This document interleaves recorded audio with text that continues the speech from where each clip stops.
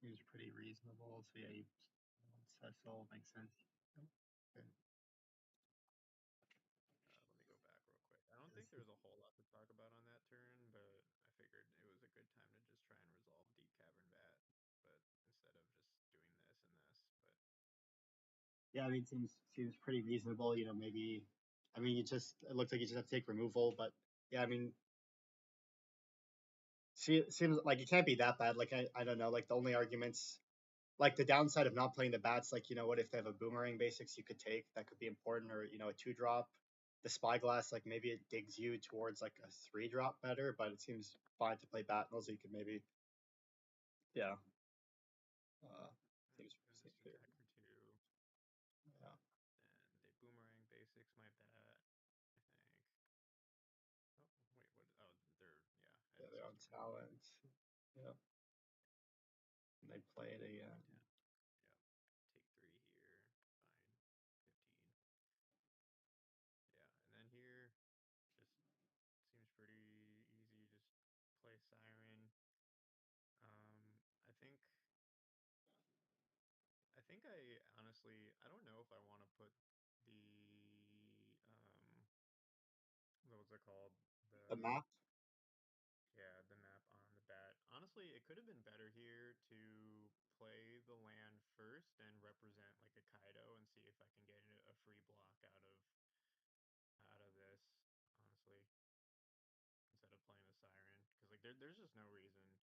Like I guess because I don't have Kaido, I just wasn't bluffing it. But yeah, I don't know. What do you think there? Like if Yeah, I they mean, could I just think. like island and attack. Yeah, I mean, you can. Well, they might not block because they have 2 otters, right? So if you go for a Kaido, they could just threaten to kill your Kaido as the otters potentially. So they might not even. Mm. That's one thing to keep in mind. But I guess like the first thing is like, okay, like if you want to quote unquote bluff attack, like what are you giving up? And you give up, that's always a question to ask. Like, what do you give up? If you do it, it's like, well, the value from the map, it's not nothing because either you put it on the Cecil. Well, it's kind of a tricky turn because like any 3 creatures are like kind of reasonable to put the map on, right? Like you could put it on the bat so that you get more lifelink. You could put it on the Cecil so that it's bigger, or you could even, it's not crazy to put it on the Spyglass itself. It's kind of tricky, and I mean it's kind of tricky because of the life thing. Like if you put it on the Cecil, you lose life faster, but then your Cecil flips faster. If you put it on the bat, then you're actually, if you get a counter on the bat, then your Cecil's just like not flipping for a while, um, potentially. And obviously, if you put it on the bat, it's kind of risky because your bat's already a lightning rod. You know what I mean? They already want to kind of kill your bat. Um, yeah, I mean, what were you thinking here? Was the I guess we could, yeah, I mean, there's kind of like 2 decisions. Like one you could say is like, should you attack to try and force a block, and the other one is, and then the other one's like, do you map pre-combat? But um, I don't. Yeah, I would be kind of. I feel like the value from like, and then the other thing is like, what would you map onto, and would that matter? Because like the way I'm seeing it, it's like maybe you could consider almost putting the map on the Cecil to make it 4 toughness, so that like if they kill your bat, they can't torch the tower your Cecil, and then when it'll flip faster, and then it'll be like a 5/5 when it flips potentially. But and like the problem with the spyglass is if they torch the spyglass siren, then I I don't know. I guess I'm kind of rambling. Like I'm just trying to be like the big picture thing. Like where like here was like the map decision. Like what were you thinking? Like were you like thinking it was kind of clear what you want to map onto, or were you kind of unsure? So yeah, pretty much what you said. Like I definitely don't think that I'm going to map on the bat. Like the only thing that really punishes me is like an Eros demonstration or like a fire magic. But like if they have something like that's gonna die, probably anyways. So I think my thinking here, we'll see if I actually execute it. But my thinking here would be just play. Um, yes, if I'm not bluffing Kaido, then I'm playing the Siren, mapping onto the Siren since it's less of a lightning rod, and then just attacking. But I think if I'm looking back now, I would probably want to at least like bluff a Kaido. Maybe I can get a free block out of it if they're like that scared of Kaido. Um, because if I were to plus Kaido, they'd have to play 2 non-creature spells, and right now I just know about Riddler and Tiger Seal. I think looking back now, I would play the island, attack, they do, and then play Siren Siren, but maybe not Siren Siren because I don't know if this deck plays main deck Fire Magic because that would be an incredible blowout. Um, and I'm Yeah, not really looking for lands either, so maybe getting one off the top might be good, or just like scrying a spell to the top. yeah. I mean, I would say that they probably don't have Iros because that's mostly like probably in the lessons deck. Like, but like, I mean, I would say that there's some of them might play one Fire Magic. I don't know if they still play it, but you can also ask the question like when you're playing around cards, you can ask like, am I even am I how am I doing on board? Because like one problem is it might be hard to play around Fire Magic because like it might just be really good against you anyway, and like you're not that ahead on board. You know what I mean? That you might be able to like afford to play around it. Like I guess like one question when you're thinking about a card like Fire Magic or you're thinking about like playing around something, another question to ask is like if I play around Fire Magic and am I playing into them just having other stuff? Because like for example, you could imagine like what's just like a normal threat they could cast next turn. Like imagine if they just cast Frostcliff Siege, right? It's like pretty realistic that they just cast a Frostcliff Siege. And it's like in the situation they cast a Frostcliff Siege, it's like you're pretty punished if you don't play the Spyglass Siren, and in fact you might even still be in a pretty tough spot against it. So I guess I wouldn't. That's one thing I'd keep in mind. I would be like when I'm thinking about Fire Magic, I'd be like, am I even in a good position if they just have like if they just play the most generic threat of their deck? Uh, Another thing, yeah, I mean the fire. That's kind of a good point. Like, I mean that about like considering putting a counter on the Spyglass because when I was looking at the board, I was like, yeah, like that could make a reason to be like, okay, maybe you want to put a counter on the Spyglass, so that if they do have a Fire Magic, you don't get completely blown out or I don't know how winnable it is, but or I guess I was gonna say like yeah, if your plan is to Spyglass to put the map on the Spyglass, then you might as well attack first because it's like you're not gaining anything. Like you're not gaining anything by mapping on the Spyglass pre-combat, right? So you might as well just attack first and see if they block. But I guess like kind of the weird mini game here is that like the there's like the life loss mini game and like if you can make your Cecil into a 5/5, like if you get it to for like uh the extra toughness. Like if you get it, like there's like a very small consideration to the 4 toughness, and they can't torch the tower it, and then like it's a 5/5 when it flips. That's kind of weird because like imagine if they had like roaring sauna, they could like roaring sauna your deep cavern bat, and then they can like torch the tower of the Cecil and bargain it. So maybe, but it's kind of weird because it makes you take more damage too. But yeah, I think it's like reasonable to put the map on the Siren. I mean, for me, it would kind of probably be between the Siren and the Cecil, and just being like, do I value getting the Cecil to 4 toughness? Do I value getting the Siren to an extra power? It's also kind of marginal, but like they have a Tiger Seal in hand, so like if they play a Tiger Seal next turn, then you might want to have your Cecil be a 3/4 because obviously the Tiger Seal can block it if it's a 2/3. Um, and they might play that next turn, I guess. But obviously you'll have the other map too. But I guess yeah, I mean that's kind of an interesting thing because I feel like if you look at this board, like you have all these like 1/1 flyers, but you know what I mean? Like it kind of feels like you're in a little bit of trouble. So like maybe trying to like make the Cecil into a 3/4 set of flips could be a way to kind of stabilize the board because otherwise your creatures might lose the race to their creatures. Maybe if you see what I mean. I don't know if but yeah.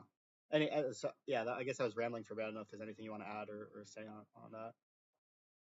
No, that makes sense. Yeah, because then I can at least keep the Cecil around, see if it gets to flip. Because once it does flip, it's outside of like a boomerang. It's kind of hard for them to get it off the board.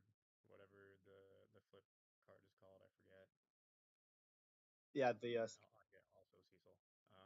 Yeah. So I think here maybe I would want to just play the Spyglass Siren, kind of ignore. Because yeah, you're right. If I'm playing around a potential one or two of that I don't know is in their hand, like I'm just playing to lose at that point. Um, if I get blown out by it, fine. Uh, so if I play Spyglass Siren, uh, put it onto the Cecil. But yeah, I don't. I think I'm overthinking it, but I don't know. I feel like there's a chance that somebody might want to chump block the Cecil if I represent a Kaido. Like yeah, they can kill it on the way back if they have like if one of these cards and the card on top of their library, both of these cards are just non-creature spells. spells, they can just like kill the Kaido back, but it's kind of tough for them to beat Kaido. Like if I had just like if they don't block, I just slam Kaido plus pass. Um, yeah. Yeah, I think it's reasonable to make the attack. I mean, the question I would just ask is like, what am I giving up?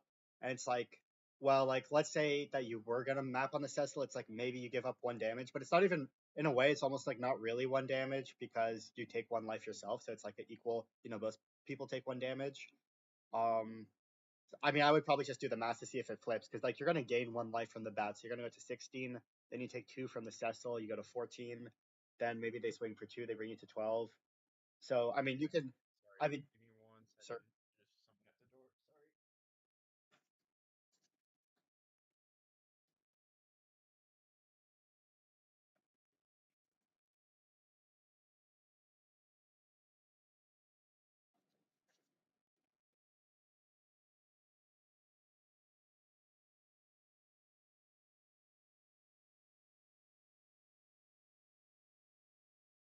Sorry.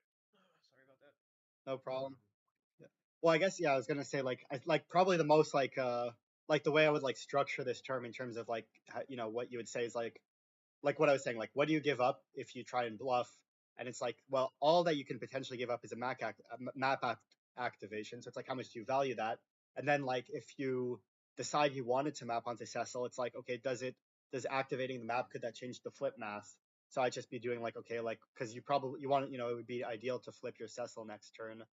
Um, so then I would be like, okay, yeah, just check the math, and I'd be like, okay, we're at 15, but we're gonna go to like 14 if they take a hit from both their guys because we gain 1 and lose 2. Then maybe they attack us for 2. Maybe we take it. We go to 12, and then next turn, I don't know how the lifelink and the Cecil works, to be honest. If like you attack them, like if you're at like let's say 12 life and you attack with Cecil and Bat, I don't know if it'll flip or not, to be honest. But if it would need to deal 1 more damage, like then mapping now might be relevant because then like I guess that's but like I don't need to go into all the details, but that's kind of what my train of thought would be. I mean, it is reasonable to imagine they could block. I would just be asking what am I giving up and like how much do I value, like maybe trying to flip my Cecil slightly more, but it seems like fine to attack and they could block. Um because yeah, Kaido, they might be kind of scared of Kaido, you know, and yeah, I mean, I think that's just the question to ask though. Like, what am I giving up by doing that attack? And it's like 1 map trigger maybe, and then just valuing that.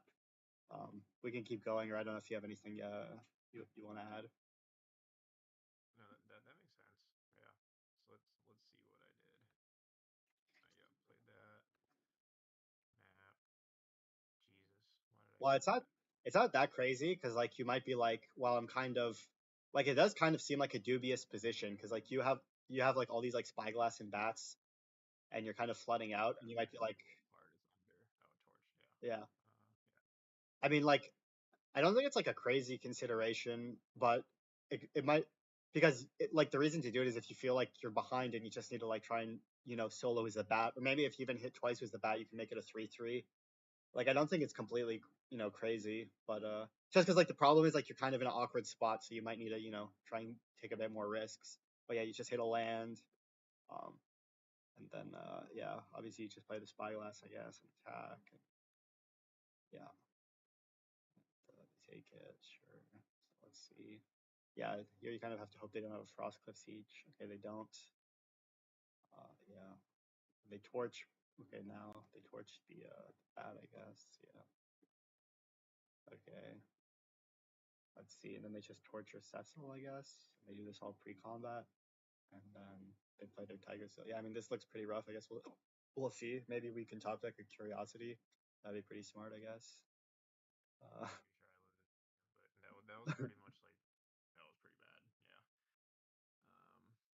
yeah. So like, could I have mitigate if I did map onto the Cecil, I probably could have mitigated that a little bit better Well, because the I would have. problem, yeah, Um.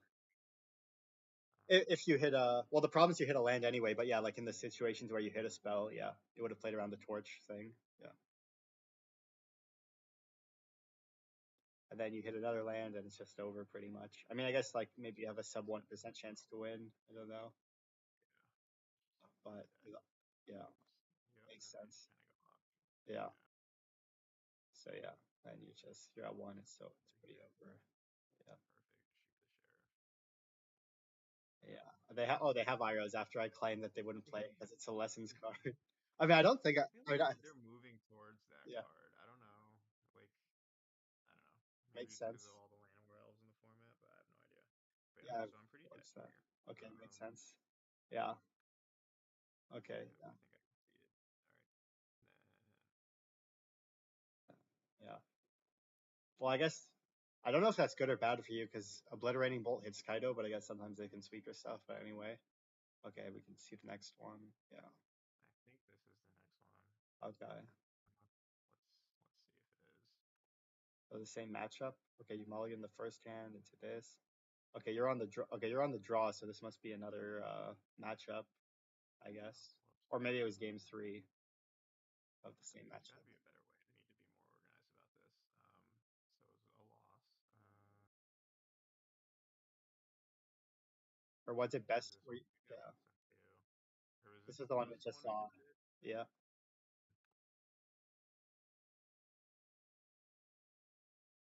But this one says you're on the draw, but I don't know. Maybe it was. I don't know. I guess we can look at this and just see, or I don't know, because it looks like it was above it. Okay. Yeah. I mean, it I think makes if it was, then this hand seems just too slow. Like, I don't know. Doesn't really do a whole lot. yeah on the draw It seems goes pretty to reasonable to mulligan. mulligan. Yeah. Okay, this hand looks better. Probably bottom one of the three drops, I guess. Okay, so let me do that. Yeah, I don't know what happened, but we'll let it rock. Then spyglass, fine. Yep, good. Okay, this is lessons. Yeah, Yeah. I probably. don't know what happened in the other game, but we'll figure it Yeah. out. Artist talent. Well, that was. Did you consider keeping like the second preacher, or were you like want the Tidebinder for like a monument or something, or? I just wanted the Tidebinder. Um, yeah, I figured one of my issues with Preacher right now is sometimes it just doesn't do anything.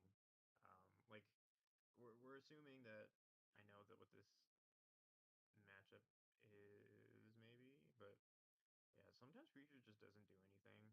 And I feel like the times that you do win with this deck is if you can just play at instant speed the whole game. Um,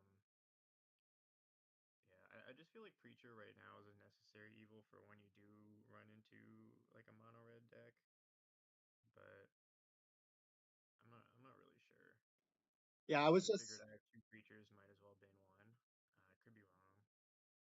Yeah, I was thinking like, well, yeah, I didn't know. Like, I guess this was game one, so it's in the. It might have been in the dark or post board. I wasn't sure. I guess this looks pretty game one. I guess so far. Um, but I was thinking like, let's say in the dark. I was mostly thinking that like, trying to see. I guess yeah, we were on the draw. I guess I was mostly just thinking that like like Preacher is pretty. It's like a pretty strong early play, and then like I was thinking like if they kill our first Preacher, that we might not have any pressure. So maybe we'll have a second, and if we curve like Preacher into Preacher, could be good. But obviously, if they're playing a deck where you need interaction, like where you need. I mean, I don't know if Tidebinder is that good against Reanimator. I don't know how their trigger would work. I guess that's kind of. But like I guess like it's like what's the downside of Preacher, and it's like what if you're playing a matchup that like you need the interaction of Tidebinder. But I guess I was kind of thinking that like against most standard decks, like turn 3, turn 4 Preacher is kind of strong. But yeah, maybe if you're against a, like maybe if you're like two Preachers is like too much threats, and I want like more interaction because but that was kind of what I was thinking. I was just thinking, oh, if they kill the first Preacher, maybe we'll want the second Preacher. But yeah, keeping Tidebinder if you're like, yeah, I want some interaction in case they go over the top or whatever seems reasonable. That Yeah, that because was I kind of feel my like, thought. especially with like the first hand that or with this hand, like if I,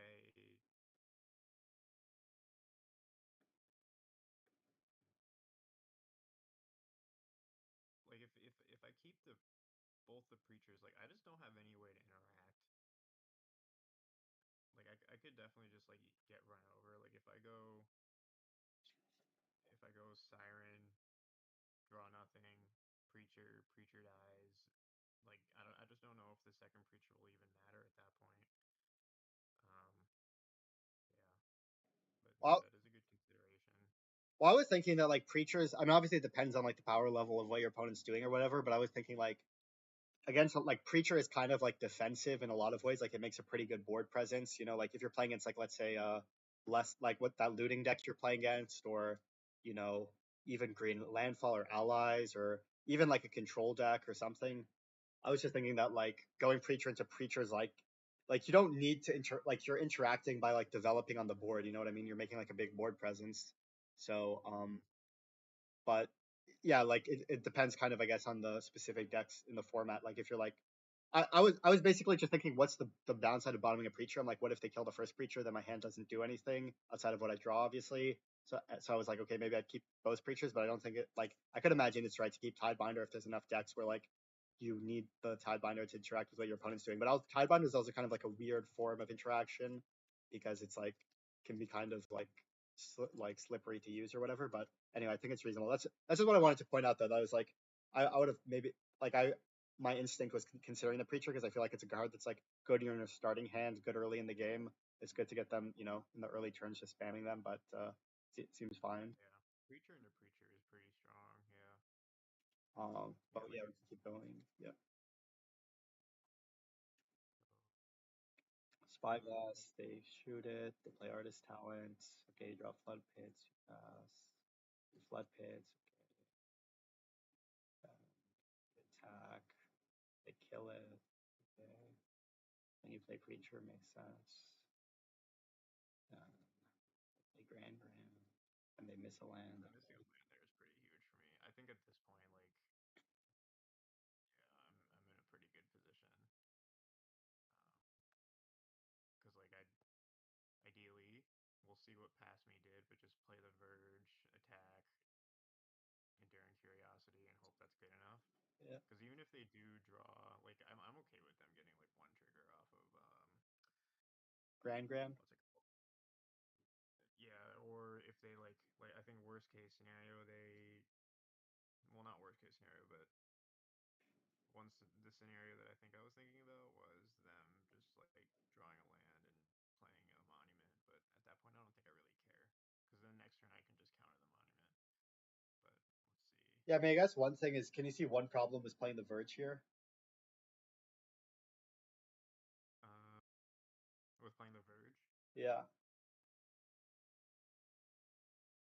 Like, can you see why it could be better to play Watery Grave? Because you're like they're at 18 life and you're at 20, so if you shock yourself, you can get to like an equal Oh life. yeah, yeah, yep, yeah. I missed that. I always miss those. Yeah, then that's a really good consideration. Yeah, yep. Yeah, but yeah, I guess this turn it's like you're like besides the land, the only choice is like, oh, should I slam, you know, Curiosity?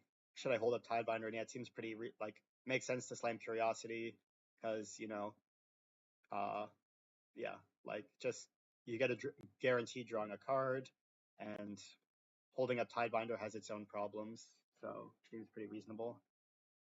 Yeah, no, you're right though. Yeah, By not shocking that in, I kind of cost myself a card. Yeah, that's something that I need to be a little bit more cognizant of. Just like playing around with my life total, especially with Preacher and Cecil, like kind of we saw in the last game. It didn't end up mattering, but it could have mattered if they didn't draw a torch or something like that. yeah, exactly. Yeah, it's just like keeping in mind the weird life total mini games, preacher and whatever. But anyway, so you attack. I guess we'll see. And yeah, it makes sense to play. Yeah, so you draw a card, play Curiosity. Yeah, draw another card. You know, and then it's their turn. So I guess they It's all ancestral fine. and they play a tap land. Okay. Yeah, this. So yeah, I guess you attack. Lose all your stuff. Seems reasonable. You draw a million cards. And then I guess, I mean, could you have map there maybe, or do you have a map in play, or were you playing around like Quench? Uh, I think I was playing around Quench.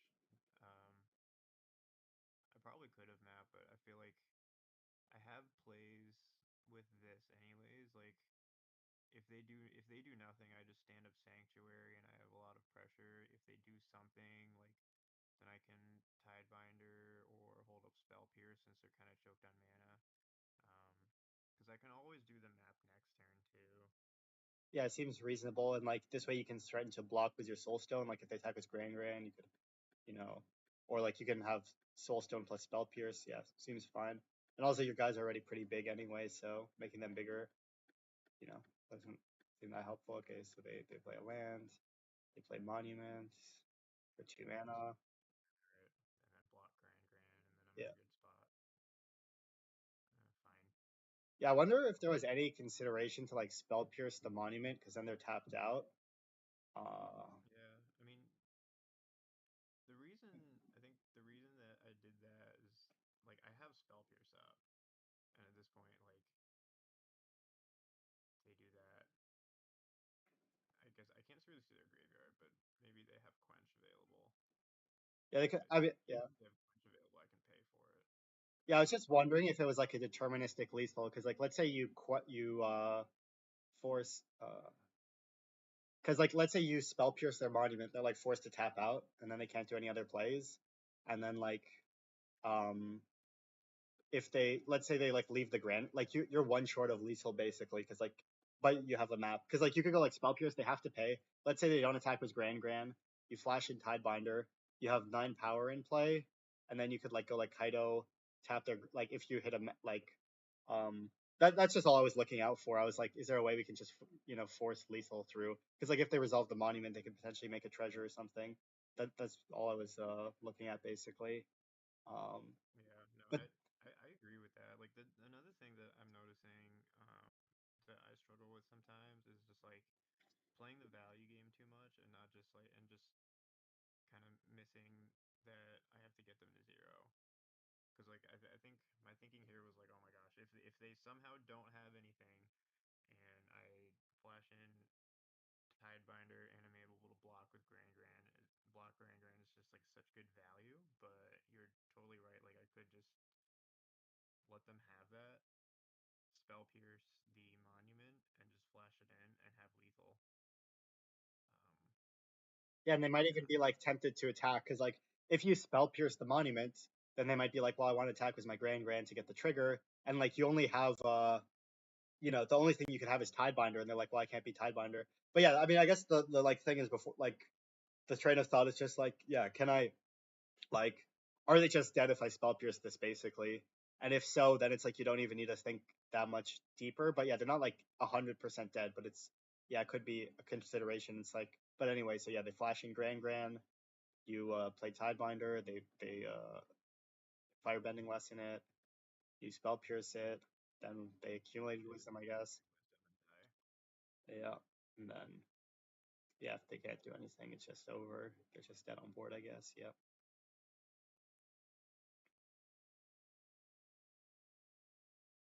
Okay, let's see. And was that this?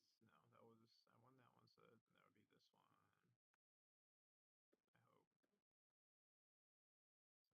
So 1337.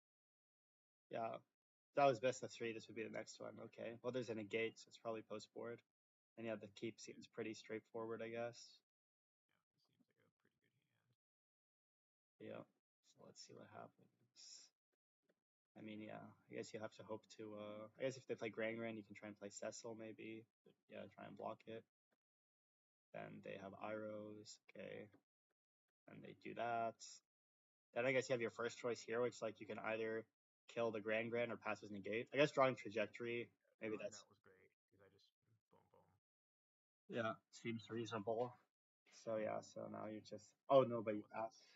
I hold it. I held up negate, I guess. Yeah, but it sounds like in retrospect you like the line of just killing it, killing the Grand. I think so, right? Like Yeah, I don't know why I didn't do that. Maybe I was just like scared of a monument or something. yeah. If I just negate the monument, because if they maybe that wasn't the worst thing because I can always like end step bitter triumph if they don't do anything. I can bitter triumph the Grand Grand. The only problem though is that it can get them the third lesson, and like it can dig for the third lesson, and then once they get the third lesson, they get the discount plus the like it can get them the accumulated wisdom. I mean, I guess yeah, you can go through the pros and cons. So it's like, okay, if you kill Grand main phase, then your negates down. So they could resolve a monument, they could resolve an artist talent. But also it's like, okay, what if I don't kill the Grand, then what happens? It's like, well, if I don't kill the Grand, like then they might be able to loot with the Grand Grand, and it's like, well, that could be pretty awkward because imagine if you go end step Bitter Triumphs the Grand Grand, and they go like 1 mana accumulated wisdom. Um, but it's obviously like it's like two tough scenarios, you know what I mean? It's not like your favorite in either, but I could like yeah, I could see like also the other thing is if they tap out for Monument, like you have Tidebinder to kind of like buy time a little bit. Obviously, it's like kind of a flimsy answer, but I think it's like a situation where it's like you have to realize like whatever you do, something bad can happen. Um, and I was just thinking of the like, yeah, I'm just thinking of like the 3 lessons thing, like giving them the third lesson could be kind of, you know, because like imagine if their hands a bunch of abandoned attachments and then they just gotta like start casting them for 1 mana. But and I'm just thinking like the problem we passed was negate is yeah, like what if they just pass back to us and then it's like now they just have the third lesson and it's pretty bad. Yeah. I mean, But if they abandon attachments here, I'd probably just kill it in response, right? well, I mean, like they can like do it after like they attack, right?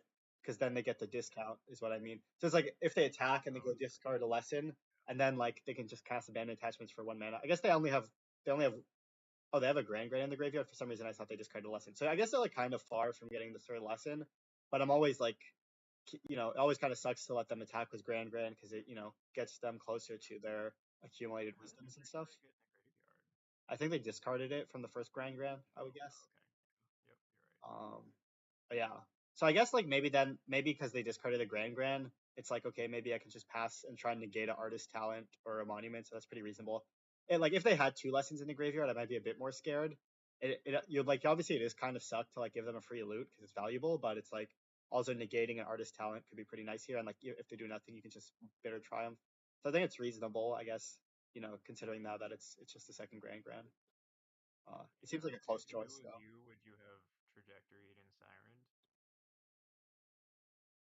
Yeah, I'm not sure. Like, I think it's pretty close to be honest. Like, I just hate giving my opponent a loot.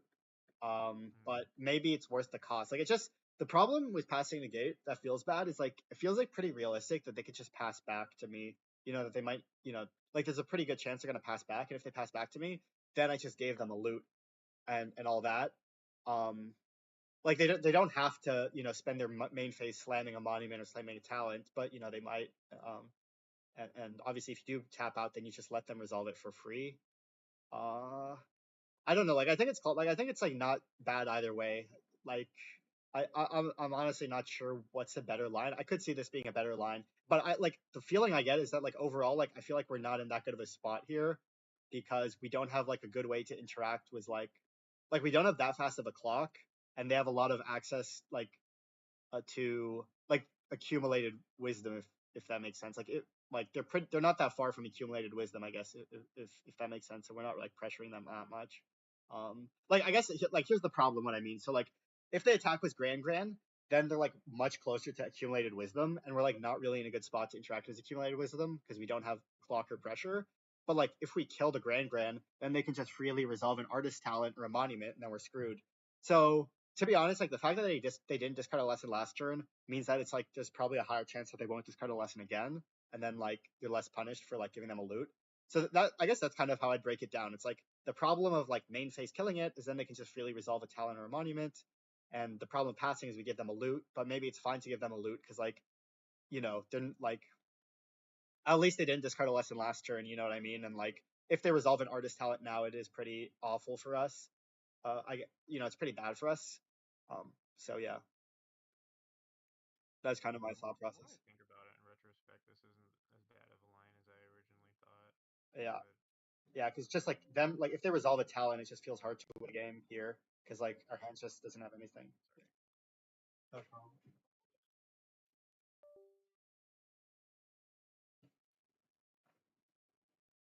Yeah. So yeah, I think this is a totally fine line. Like yeah.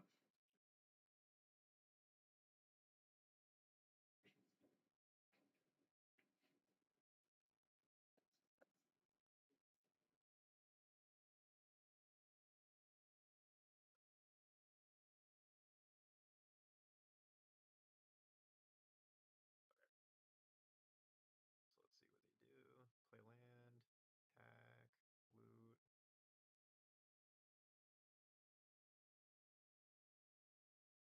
Wait, Yeah, we can see what they looted away. Okay, they actually loot away an artist talent, so that's kind of interesting. Maybe they have like multiple or something. Yeah, so they cast one, you get to negate it. Then they pass back. Then Here, I think I put myself in a situation where I kind of have to give them another loot. I don't know.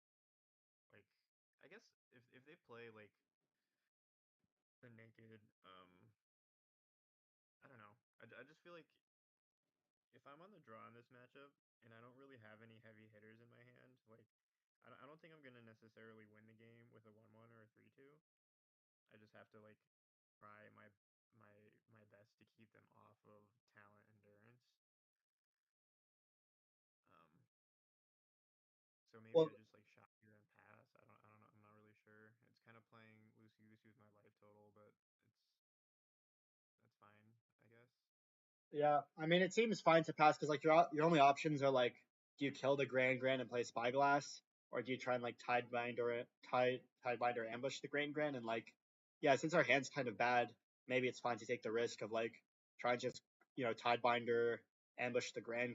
At least you get to counter the loot, right? Because like even if they have a shock, you still get to counter the loot at least. Um, I don't know. It's kind of close, like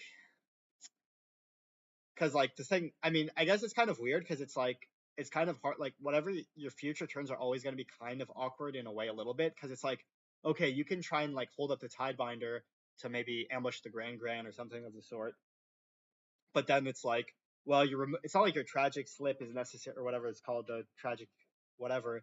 It's not getting that much better, right? Like you have removal, and the removal, like probably the best target is sort of Grand, maybe Riddler or whatever. But like, Grand's one of the better targets. So that's kind of like, I guess it's like kind of like a weird irony of this turn. It's like on the one hand, Grand's probably the best target for your 1 mana black thing anyway. But on the other hand, maybe you just want a Tidebinder and like try and ambush it. But like, and it's like also like, how good will Tidebinder be in the future turns? I guess is like another question. I mean, I don't think it's crazy to go like tragic, whatever the Grand play Spyglass, map it, and then like, plan to pass the following turns with Tidebinder, and maybe you're able to hit what do you call it? Maybe they play Storm Chasers and level it or something of the sort. But like I don't know, I think it's a pretty close. Like again, it's like both like all the options are kind of like not amazing in a way. I yeah, I mean I guess the question is like how do you most efficiently like think through the turn? It's just kind of like yeah, do I want to try and get lucky and ambush it with Tidebinder? And I guess you can be like, how bad is it? It's like, okay, let's say they shock the Tidebinder, how badly do I feel? It's like, well, you don't necessarily feel that bad. Like I guess that's the question. Like how bad do you feel if they shock the Tidebinder? But you don't necessarily feel that bad because you still get to counter the trigger, and then next turn you can still like tragic slip the Grand. I don't know. It's kind of a weird close line. Obviously, if they have quench, that would probably be the biggest blowout. If they quench your Tidebinder. Um, so like I don't know. I'm trying to say like in my head, the way I'm kind of modeling it is like both of the lines is like one line might be like a 42% win rate line, and the other line's like a 45% win rate line. I'm trying to like think of the way to explain the reasons why, if that makes sense. Yeah, I don't know if you have anything you want to add, but like it seems pretty close. Like I don't think either like it doesn't seem like either line is clearly much better to me because it's like Tidebinder. They could just like time lock. Like it's pretty inefficient if they have removal or a quench, but like maybe we want to get desperate and like yeah, you can Spyglass. The problem with the line of Spyglass and Tragic Arrogance, whatever their Grand, is in the future turns you might be missing lands and you're just going to be passing as Tidebinders. The Tidebinder's probably not going to be doing that much. So that's kind of how I'd be thinking about this turn at least. Yeah, I don't know if you have Yeah, anything you I want to think add. that's what ended up happening. I think I just like shocked in the watery grave past with in my head, thinking like maybe I'm undervaluing um, from my perspective, but I feel like um, yeah, like them just ancestraling is pretty bad. But I think my thinking here was, and we'll see. I consistently prove myself wrong, for better or for worse. Um, like worst case scenario, end of turn, I bitter triumph the Grand. If they just like if they just loot and do nothing, and I get like hard punished if they loot away a lesson and just like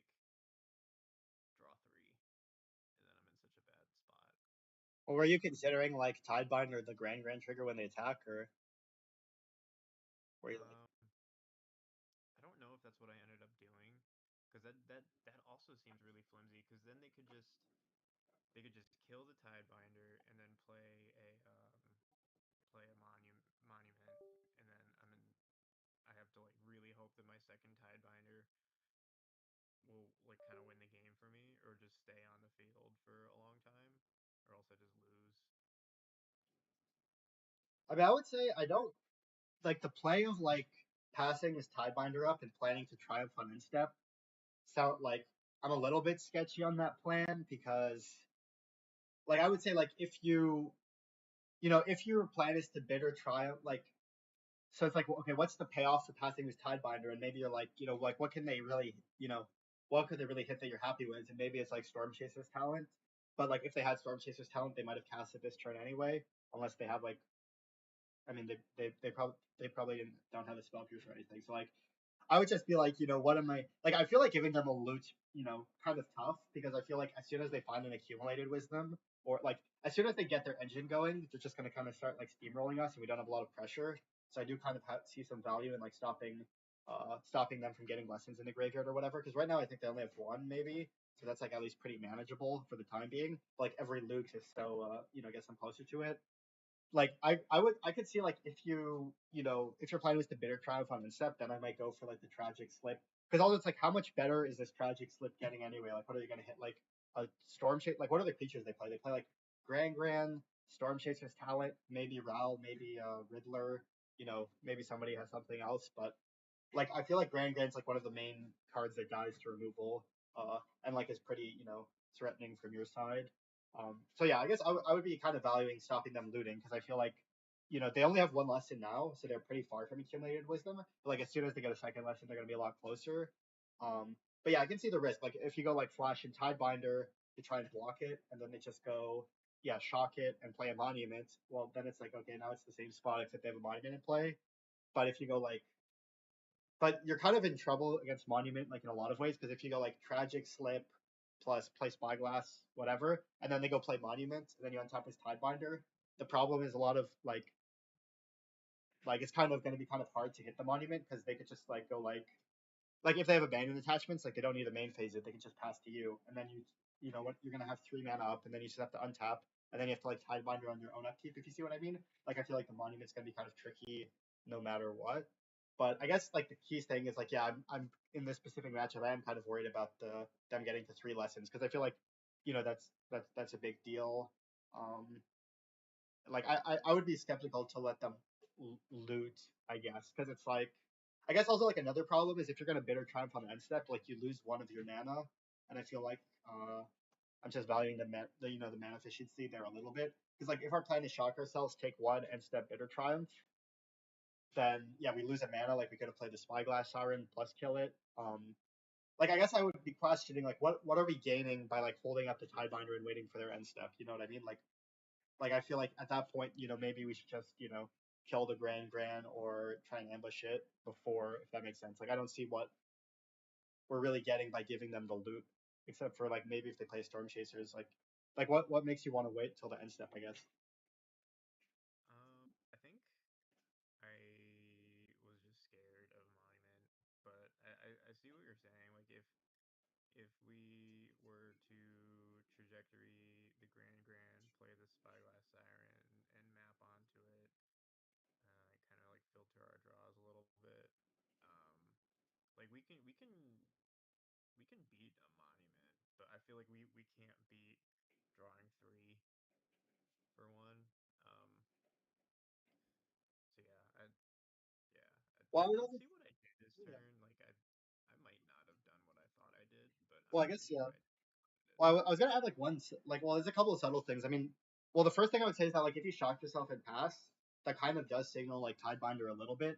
So like they might have it in mind a little bit because you know what I mean. Like Zamir 3 mana instant speed stuff. There's not that much they can have. You know what I mean? Like they should at least think like 50% you have a Tidebinder. But the other thing is like I was feeling like if you hold up Tidebinder, I didn't know if it was like that effective against Monument. I guess if they go like pre-combat, play Monument and then they attack with Grand, and then they loot, and then you like Tidebinder the monument and block the Grand might kind of be an angle. But I feel like they're probably not going to just like play into that because you have pass with 3 mana. I mean, it depends, I guess, on their awareness of the format or whatever. Um, but I guess yeah, what I was thinking was that like if they have Tidebinder, I was thinking if they have Monument, it's bad for us anyway because they can just resolve the Monument, and it's like not like our Tidebinder is going to stop it triggering because like I feel like it would be kind of a bit maniacal for them to try and just attack. But I guess that's what I was thinking. Like I didn't think Tidebinder was really doing a good job stopping the Monument, and if you see what I'm saying. And then like the problem is like all the other situations like where they don't have Monument. It's like now we're just letting them get closer to the looting or whatever. That's kind of what I was thinking more. Like I wasn't seeing Tidebinder as stopping the Monument that reliably, if that makes sense. Yeah, no, that makes sense. That makes a lot of sense. Yeah, I feel So like a lot of times where I go wrong because I honestly I have not been winning very much with this deck. Like I've played 3 leagues, I went 3-2, 2-3, 2-3, and then just like Baltimore was kind of a nightmare. Um,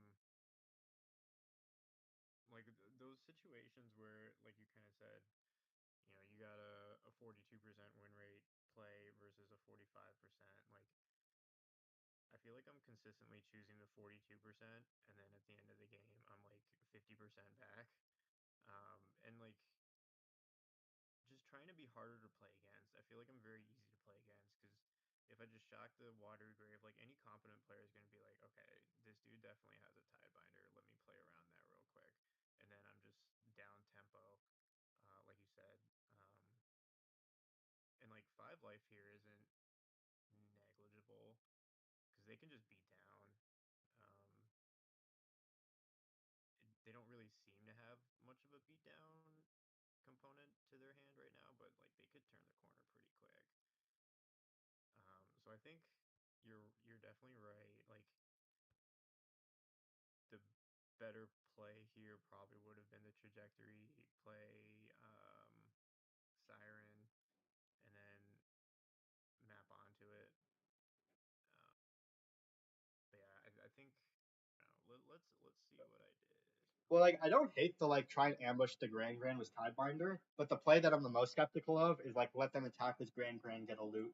That's just the one I'm the most like. I feel like I just want to deny them the loot this turn because I feel like that's the only axis we can interact with. Like I feel like if they play a Monument, if they play a Talent, if they play a Wisdom, we have no way to interact with any of that stuff really that well. But like we can stop the Grand looting because we have removal and we have Tidebinder. So that's just the only thing I feel like. I feel like we should try and stop the loot.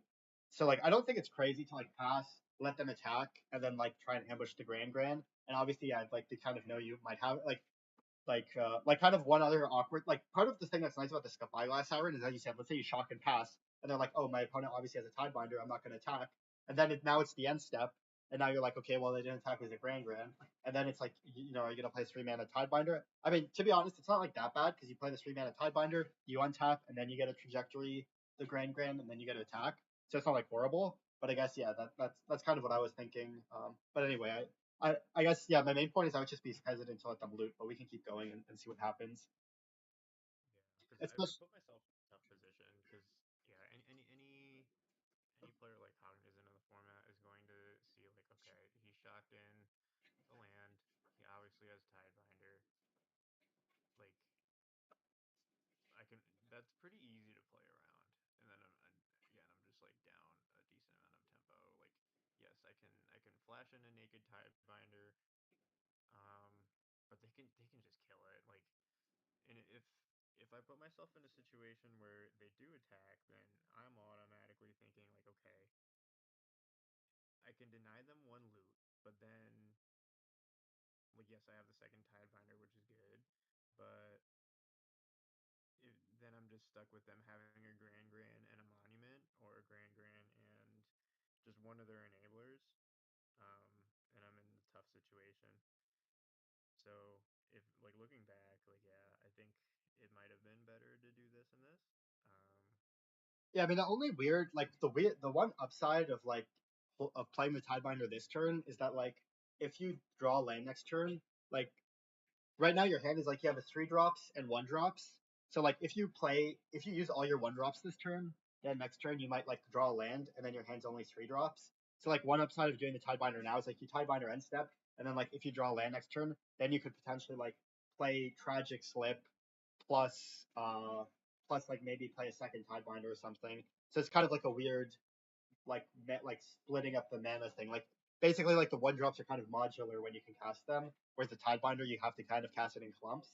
If that makes sense. So that's kind of like I guess like a weird mana efficiency planning thing. But like that's like one small consideration. Is like you know what I mean like the like it's nice when you can spend the 3 mana in clumps because the 1 mana cards are more flexible when you can cast them. I guess. Um, and you're like Yeah, that also makes sense too. Like worst case scenario, they do nothing. I flash in Tidebinder, and now, like, granted, I draw a land. Like, I have a little bit more flexibility next turn.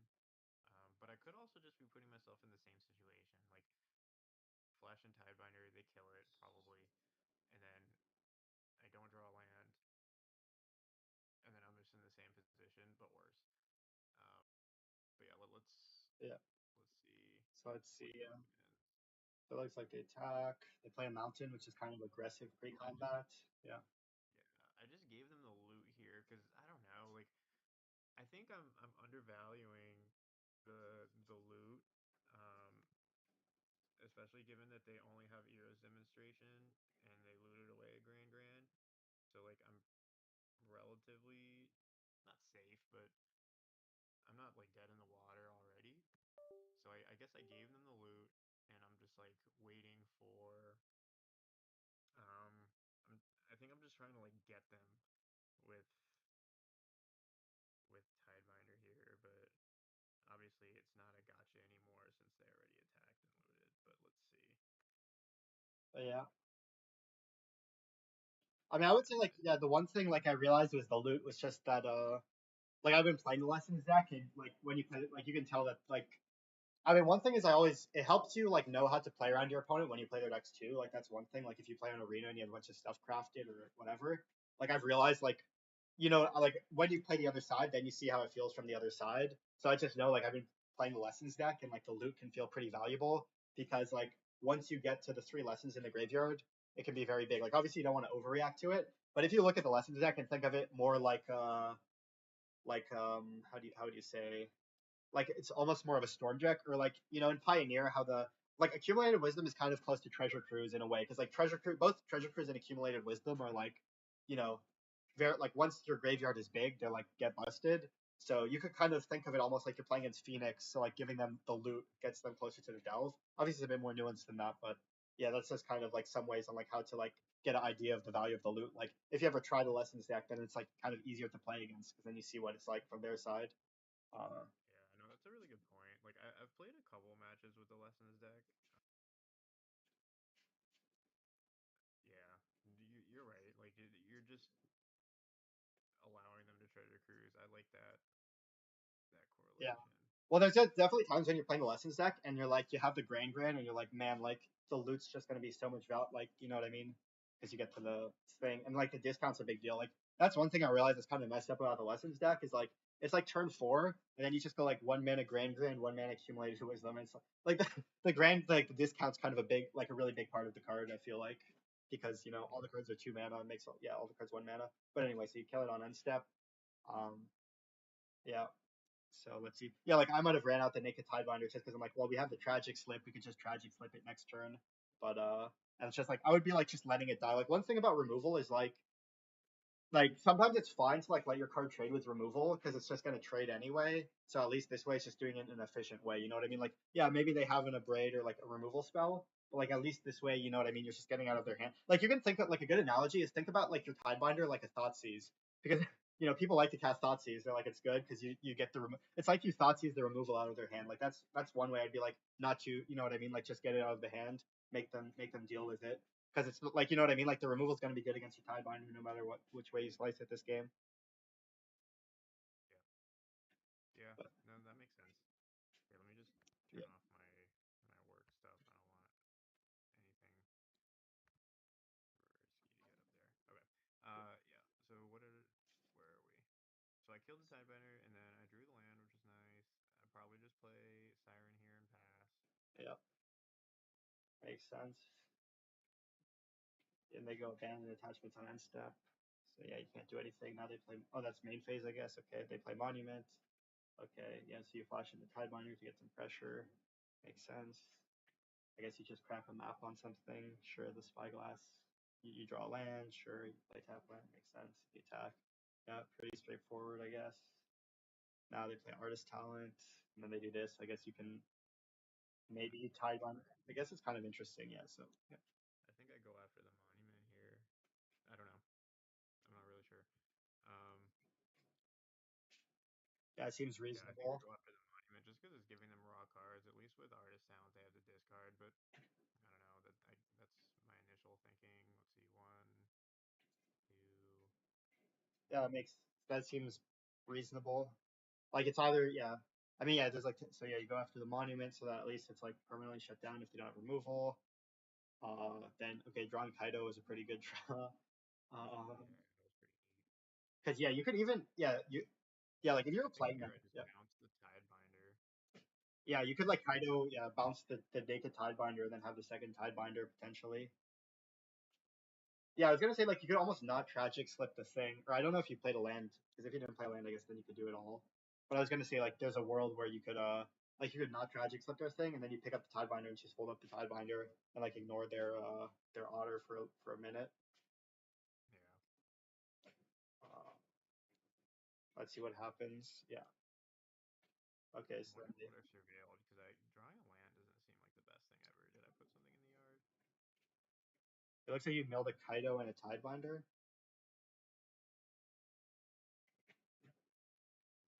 which seems reasonable because you're like, well, I can't cast them this turn. And then you drew a land. Yeah, Oh, because I was also thinking in the back of my head that like they might level the talent this turn, like the artist, I mean the Storm Chasers talent. So I mean maybe if they do that, they're just dead. But I was thinking they might go like level Storm Chasers talent, get back Firebending Magic, the Tidebinder. Okay, but yeah. they just do. Went too I fast. don't even know if they did. I just played talent and I think leveled up this and just wait. Did I Okay, do? yeah, it's kind of confusing. It looks like they played a second Storm Chasers talent. Trying to, yeah. Yep. Storm Chasers talent. Oh, they played a second Oh, artist so they talent. looted stuff. Okay. So they looted and then okay. Well, it looks Okay, like no. they're I thought it cost 4 for some reason. Okay. okay. Yeah, so they leveled the talent, but now you can just you attack. Okay,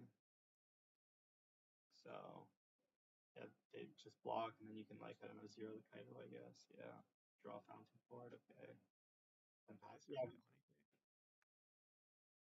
address seems pretty. Yeah, seems reasonable, I guess. Maybe. And then now it's their turn. Yeah, it's probably pretty over. So you actually recovered, I guess. Well, I guess they maybe. So yeah, yeah, it seems pretty Yeah. over for them. I think a big decision point going back was probably this turn, honestly. Like,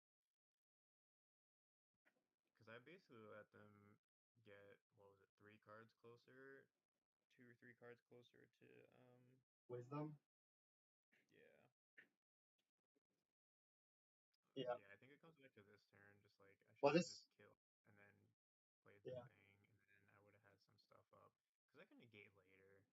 Like it yeah. I Well, I don't did play out kind of reasonable because like I don't like hate passing with the negate because it's like yeah, I mean you give them one loot, but like there was like a small context clue of like last turn they discarded Grand, so at least that means they're like slightly less. They only have one like the problem with tapping out of the negate now is if they get a resolve artist talent, then you just can never remove it. um I forget if this was their third. Yeah, this was their third turn. So like, yeah, the problem like I don't hate passing with negate because like you give them a loot, but at least it means that like maybe you can potentially hold up. Like the problem with tapping out of the negates, like then they could just resolve an artist talent or a monument, and then the game's just really hard for you. Whereas at least you could pass with the negate, you give them a loot, but then if they don't do anything, then you can just end step kill the Grand. So I don't think it's like I think it's reasonable to pass with the negate here. Like I don't have a huge like I don't think it's too obviously bad, right? Like if you see what I mean, like the problem is you tap out, then they just resolve a talent or a monument, and then like you have a negate, but you can't really use it, and you know, and like giving them a loot at the end of the world because like they might not even discard a lesson, and like at least you're accomplishing that you get a hold up to negate. And then like next turn you could potentially go like pay Spyglass, pass with 2 mana up or something of the sort. I don't know. I mean it's kind of a tough like a lot of bad things can happen here, but yeah. Yeah, I think That's, in general I just let this thing sit too long. yeah, I think like the next turn. Yeah, like the next turn was the one where I was like more dubious of letting it attack because I felt like we didn't like yeah, this turn I feel like we should have just like, either killed it or Tidebindered the looting trigger basically. That yeah. This one I felt was more what was more dubious, yeah. Yeah, this one, yeah, yep, that makes sense. Um, yeah,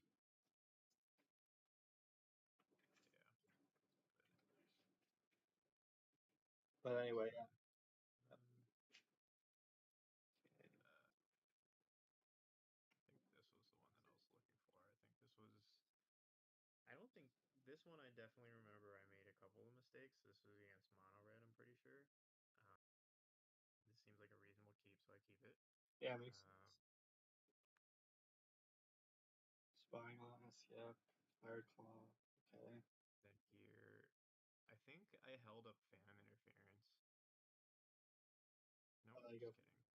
Well, yeah, it's kind of well. That's kind of interesting because if you want to crack the map, it's like it's kind of interesting which land to use. But I guess maybe it doesn't matter that much. I don't know if Darkslick Shores is legal still. I forget because like you could crack the map. Yeah, but I mean, I guess the choice here is like do you pass with Phantom Interference or do you start making the guys bigger? I mean, it seems reasonable to uh like yeah. Would you have any thoughts there? Do you think it's obvious either way or? I guess a benefit of that specific play was like, what's the worst thing that they can do on turn two? I guess would be like a Razorkin Needlehead, which is like bad, but it's not the worst thing in the world. Um, Whereas here, if I were to make this a 2/2 and played the other Siren, they're kind of in a tough spot because then I can just like kind of force them to waste their turn and have the Hired Claw die, or just have the Hired Claw die. Um, so I definitely gambled here a little bit. I was hoping I would hit like a not a land, but then here I'm in such a tough spot. I remember thinking like, God damn it, I'm so stupid. Um, Why? Because you Well, yeah. Why? Well, because you played the wrong land, or well, that wasn't the right land either, but well, it might have been okay, but maybe not because if I draw a black spell, then I have to shock it in. Um, yeah, that was yeah. well, I think yeah. Or sorry, what are you gonna say? Yeah, I think I just gambled a little bit too much here, hoping that I would get a A trigger, something a that would put a counter. counter on it. Do you feel like? I mean, if you were playing now, do you feel like it would have been a better play to pass with Phantom, or do you like I what don't. do you? I'm not really sure. That's the problem. I, I I, don't know. Like I could just play the second Siren and play the Water Your Grave tapped, and yeah, I really don't know. I mean, I think yeah. But then I'm in a tough situation because then they just kind of get a free attack in and they can just do whatever they want with their 2 mana. So I think I meant well. Like if cracking the map, like best case scenario, if everything works out perfectly, I don't know, I get a counter on it and then I play the Siren and then I have a 2/2 and a 1/1 and then it's up to them to do whatever. Yeah. And then did that wrong land as well. I think I was just like kicking myself and kind of made things worse. Um, yeah, and now I'm in such a tough spot because it's like they attack. If I double block, then I just lose both guys for free, um, and I still take a damage. So looking back, I don't know. I think I still would have done the same thing. I just would have played the Watery Grave. Yeah, I mean, I would say yeah. I mean, I like going for the Spyglass because it's just like the question is like, okay, if we pass with Phantom, what goes wrong? I mean, there's kind of two aspects. Like number one, as you were saying, like being easy to play around is like one problem is if you pass with Phantom. Well, let's say like there's two things. Like if you play the Fountain port, then if your opponent's kind of aware of what's in standard, they're like, well, the only spells my opponent can cast realistically is Phantom Interference and Flood Pits. So like if they get to attack with Hard Claw, then there might kind of be a hint that you don't have Flood Pits Drowner. So then they might actually be like, okay, maybe they'll make the like, you know what I mean? Like if you play Fountain port, they could just level the Hard Claw and then you just waste 2 mana and it's really bad for you. So like that's one problem with passing with Phantom. Like if you do the watery grave, if you shock with watery grave, then they're like at least it's not free for them to level their claw because then you can kill it, but they might still do it anyway. I mean, maybe they won't though. But also like another problem that might be kind of like I guess maybe you have the Tidebinder, but I was thinking like if they play a Nova Hellkite, it could be pretty problematic on turn 3 because you have a bunch of 1 toughness guys. So it could be nice to like counter that. Like they're probably gonna play a 3. They have a lot of 3 drops, so it could be good to counter a 3 drop. Yeah, I mean that's just what I was thinking. I mean I guess it's not crazy to like shock with Watery Grave, but there's like a lot of situations where like if they don't play like basically anytime they don't play a 2 drop, it's gonna feel bad. You know what I mean? Like they might just not have a 2 drop in level book claw, and yeah, like the thing is like if you hit a counter on your guy, then yeah, like I think like for those reasons I feel fine like you know mapping main phase. You know what I mean? Because there's just like a good chance they won't play a 2 drop, and like the worst 2 drops they could play, it's like what like maybe Emberheart or Needlehead, and obviously those are kind of rough or what in some ways, but like they're not that scary in other ways. And then you can have the Phantom for turn 3, and then you can even crack like you could even go turn 3 like potentially crack the second map. Maybe you have 2/2/2 flyers and a Phantom up, and then you're setting up your draw. So yeah, I think it's fine to main phase. I mean, I would and yeah, and then I guess not like yeah, we just hit a land and then we play a Spyglass. Makes sense. So yeah, seems fine. I mean, I guess you have a subtle decision if you should attack for 1 or try and double block an Emberheart, but I don't know. Maybe I would attack for 1. I don't know. I guess we can see what happens next. I guess it like saves a lot of damage because then they can't attack with a Hard Claw. They attack for 1, so it seems reasonable. Uh, you know, if they play Emberheart, like I don't know, maybe I don't know how many if they even play that card anymore. To be honest. Okay, they play a second Hard Claw. Okay, if they play 3 Hard Claws, it'll feel kind of bad. Yeah, Or I was they're gonna stuck on say. 1 land. Yeah, Yeah, like yeah, maybe there was like a small consideration, but it's like doesn't seem yeah. crazy I to mean, attack. the weird thing about the red deck, it plays like 24 lands. I feel like it plays a lot of lands, but I guess it has sinks. Um, Yeah, I mean they are kind of arrogant to play that many. Like they think yeah, it's because they have like a million dragons. I mean this was kind of interesting. So you could crack the map, but like maybe you could try and go for like a Tidebinder this turn. I mean it's kind of an interesting turn, but you're like maybe they have shock. They're stuck on 1 land. I don't know. This is a pretty. Maybe your plan was like I'm gonna try and yeah. I don't know. Yeah, what were you thinking here? uh, Great question. Let's see. I guess I was just thinking like I could Tidebinder a higher claw activation, or I could just like try and get my guys a little bit bigger. And yeah, I don't know. I don't really remember what I was thinking, but I think I was just trying to get things bigger. But in retrospect, it might have been better to. Well, in retrospect, I think it would definitely be better to just play the swamp, attack for 2, and then if they don't draw land, they're kind of forced to attack here. I can counter a higher claw trigger, block the other higher claw, and now they just have a nothing 1/2.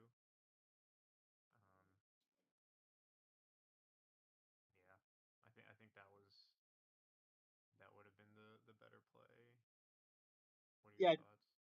yeah, it's kind of tricky. Well, because like yeah, it's like so like if you play Tidebinder, it's like what's the problem with playing Tidebinder? Well, if they have shock, then they can shock your Tidebinder and counter your turn.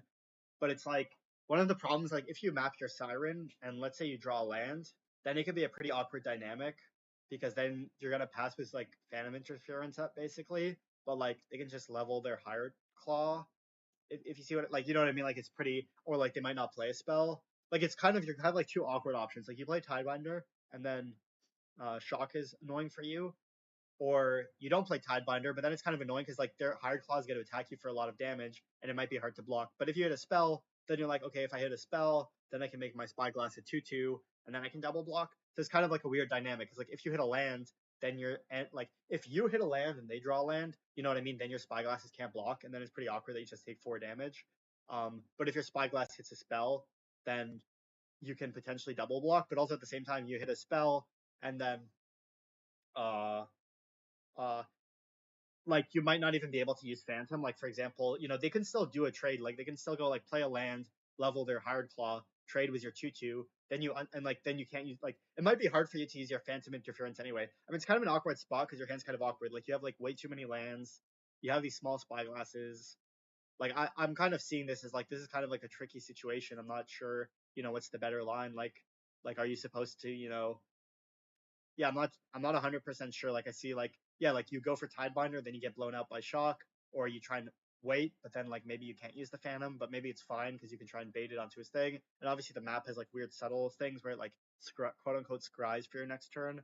So I think either play is kind of fine.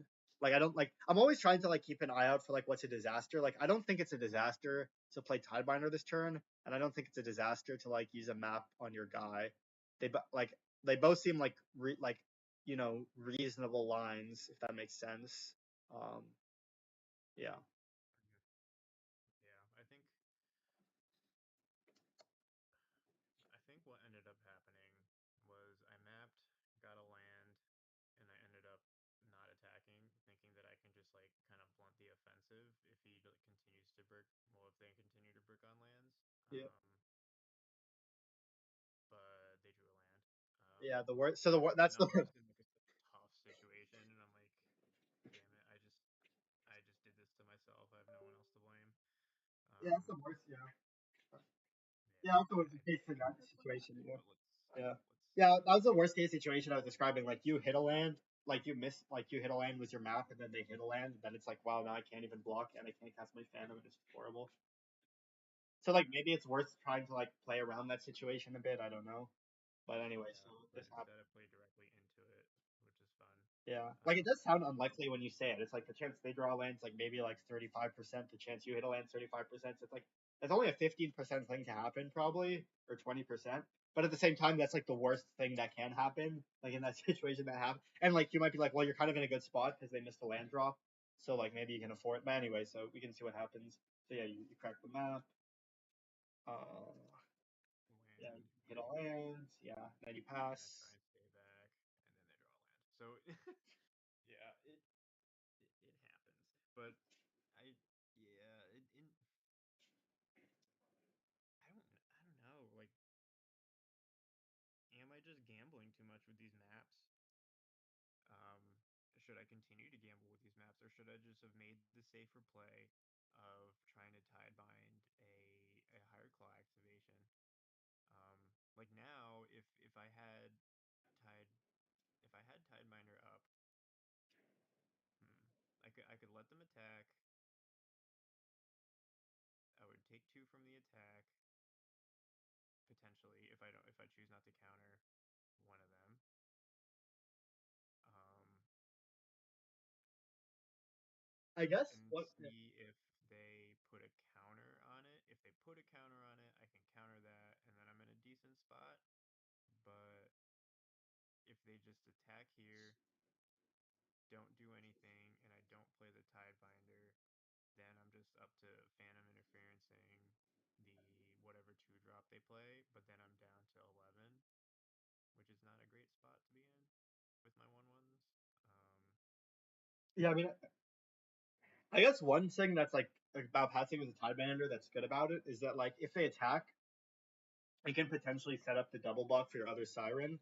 So like like let's say they have a shock, right?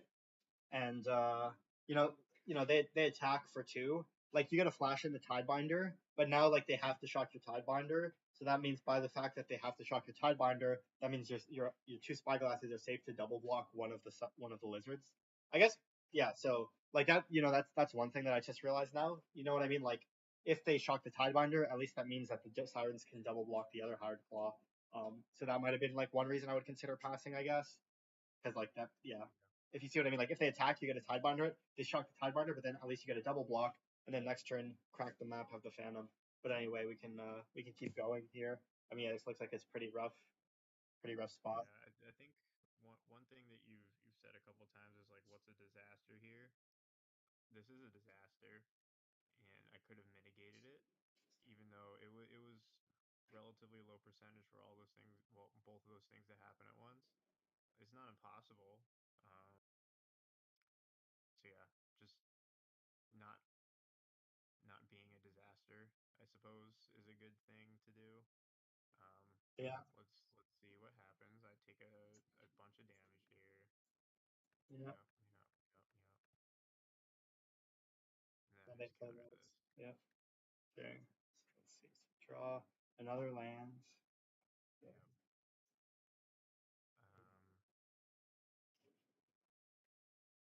Yep. Yeah, I mean, I guess your choice is like you could maybe try and pass and like try and double block a Hired Claw and like Tidebinder, because like what you can do is you can like yeah you can do the like yeah I could see maybe you can try and double block. I mean, obviously it's like kind of dubious, but like they could have like a it's mostly like in conjunction with the Tidebinder because like I'm thinking they have to kill your Tidebinder, otherwise it just gets eat a Hired Claw, and then the other double block could be safe. That's kind of what I'm thinking. Yeah. But instead, I chose to attack with both. Yeah, Yeah. This was a tragedy. Um, yeah. I could, yeah. yeah, I could see maybe playing a tap land if your plan is to like play the Tidebinder anyway. But obviously, maybe you're like you want to disguise the Tidebinder, or you want to like pretend you have a Curiosity, or like you just want to activate Soulstone if they don't attack or something.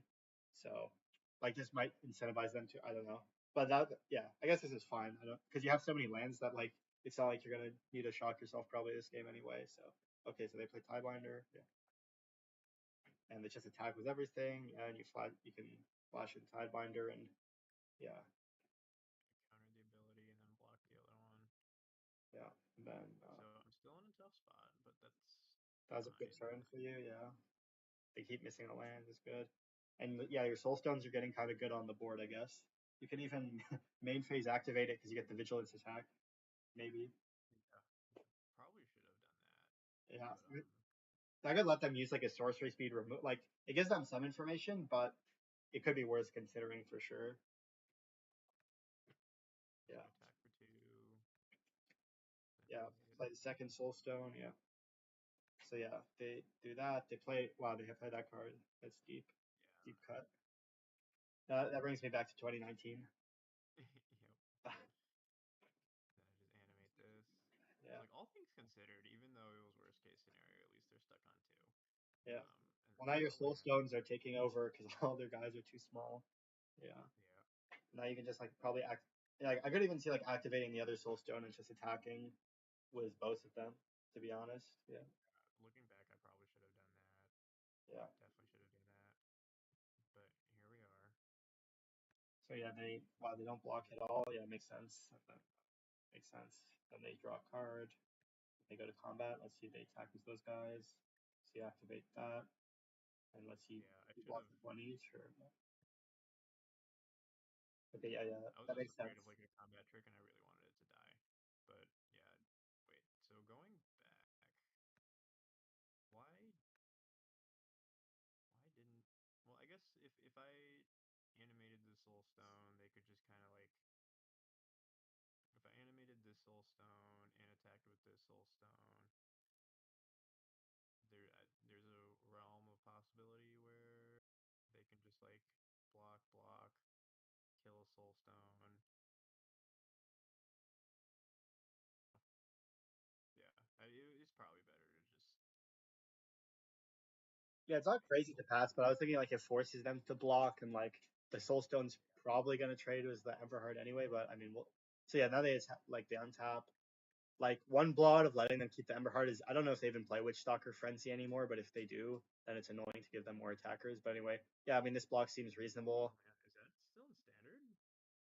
Yeah, it's from Wilds of Eldraine, so it Oh, is. wow. I'm 90% sure. It's in the same set as Torch the Tower. I guess not everybody knows all the whatever Still sets makes it. sense now. Yeah, it's in this, but it's in Wilds of Eldraine, so it's in the same set as Torch the Tower, and which everybody knows is legal and standard. So, um, Anyway, yeah, this seems This reasonable. seems like an okay block to me. Yeah, I guess sometimes they play full bore or whatever. Okay, so they burst lightning your face. Yeah, pump their guy, and then they just trade. And okay, now you're doing pretty good. They don't even get the speed, and yeah, you're drawing more lands. You're getting trolls, and your fountain port doesn't like cost a life to make a fish, so it's just a Yeah, tragedy. yeah. I think I killed myself this game. Not directly with the fountain port, but I think I got greedy with the fountain port where it was obvious. But we'll get there. So they block Yeah, there, fine. yeah, you play Like like I'm in a winning position here, but I decided to throw it all away. okay. Well, they bring you to one. Yeah, and then I Okay, you just decided, forgot you're at one. Yeah. no, I made a treasure like an idiot. Oh, you made a I treasure. shouldn't have done that. Sorry. Yeah, like it's pretty obvious what they have. Oh, Like you mean you either think you should have one, I don't know. bluffed? You think you should have bluffed to like pretend you have a phantasmal interference or something? Something like that. Like instead of just letting them kill me, because like what my thought was like, okay, I make a treasure and then like I'm not really exactly drawing super well. I should probably get some cards in my hand, so making the treasure and then drawing that on my turn. But I probably should have just like not done this. I don't know. Well, you could What's your always.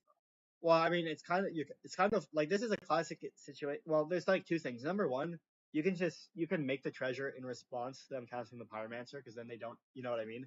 Then you're still quote unquote representing the shock.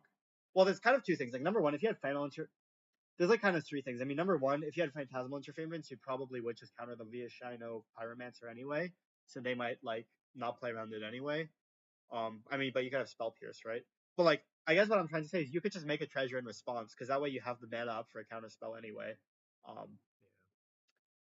and I don't think you're ahead. And then the other thing I was gonna say is like, I don't think you're ahead enough to like bluff stuff because like the problem is you're at one life and they're at seven life, and like you don't have a good closing, and like they can just untap next turn shock, like it's not like they can just next turn shock you and they could just pay for the interference. So I feel like you're forced to make a treasure, but like you can just do it before it was a pyromancer on the stack, so you always look like you have it. But yeah, I think like let's say you couldn't, I feel like you can't afford to bluff because like I feel like you're already losing, like you're already dead on board, so you kind of have to just make the treasure and get your resources.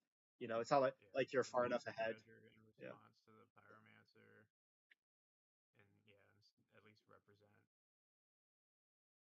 Phantom or Spell Pierce or something. Like I don't know, maybe it would have given it a little bit more pause if I didn't like choose an auto tapper, because the auto tapper kept this up at the end of their turn, and if I kept up like a blue or something useful, Yeah.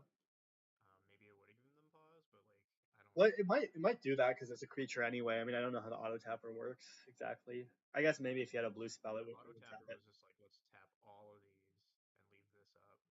Yeah, So I just clicked it. but Um, anyway, yeah. Like, but the yeah, problem is you're just dead anyway. Like, if you even if you have you need to like literally negate because they could just untap and shock you next turn, right? So yeah. anyway, yeah. Yep. Right. And then we got this one. Okay, yeah. Looks like a So pretty nice hand. Yeah, and you have Kaido, so just yeah, have my to 1-0 draw lands. Kaido, he swept in one, and it Okay. ended up being huge. Yeah. So yeah, you have Bastronaut. Okay, and yeah, you draw land. I guess the guy's Menace. I don't know if there is any. I guess you have Flood Pits, so you're like, like I don't need to block a haste creature. I can just Flood Pits it, so it seems fine. I guess. Yeah, you Yeah, would. I got severely punished here by not flood pitsing it because I was like, oh, if they play like Emberheart or something, or if they like post combat play like a Right. Skulking Viper, Yeah. but I completely well not forgot, but I did not know that Razorkin Needlehead was an outlaw, and I Oh, think okay. that's what happened. Okay. Yep. So I was just like, crap. Yeah, I didn't, So well, that's good to yeah, know. Okay, so you tap it, but it kind of sucks because it has a static ability. Okay, you attack for 4, you Kaido that. Okay, so you get your Kaido down, you plus the Kaido, yeah, makes sense so that it can stay in play and all that. And now let's see, hopefully they don't have a Nova Hellkite. I guess that would be pretty bad. No, they don't. So yeah, and they post combated that, which is Maybe they just didn't want to attack, I guess, because you know they didn't want to offer the trade, take another one. But yeah, now you attack with Kaido, and that's pretty nice for you, I guess. So you Yeah, the attack one with of Kaido both. came in huge this game. Yeah, and I guess yeah, now you have a lot of options which mode to use. Yeah, you go for draw Yeah, mode, no, seems pretty good card. reasonable. Deep Cavern Bat, yeah, you see their hand is not that good. You play another, you play the Cecily you picked up, yeah, it seems fine, I guess. And then they lightning strike the bat, and they Pyromancer. Yeah. Okay, they have max speed now, I guess. You take some Yeah, damage. I think they're in a bad spot. I counter that, then just attack. Yeah. Did you yeah. Did you use a Kaido that turn or Yeah, I drew a card. okay, yeah. I think. Yeah. Yeah, because this was nuked. And then I just kill it, and then it's game. Okay. Okay, yeah, you tap the issue. Oh no, this is the next turn. Okay, yeah, so yeah. And then they conceded. So that was fun. The one of Kaido was pretty huge, but yeah, I mean that game. Looking back on it, I kind of went through it pretty quickly. Like, I'm kind of cool with how I played it. I think here, I don't know. I'm trying to think of like what what's giving me pause. Like, if what's keeping me from like beginning of combat drowning their Bastronaut.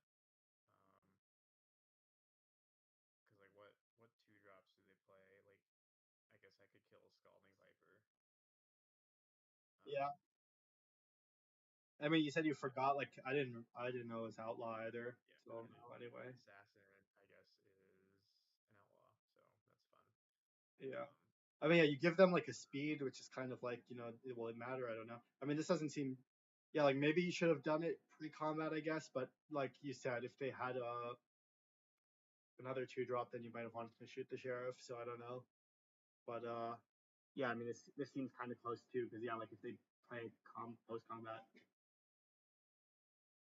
this was definitely an oops moment, but now I yeah, know that assassins are yeah. outlaws.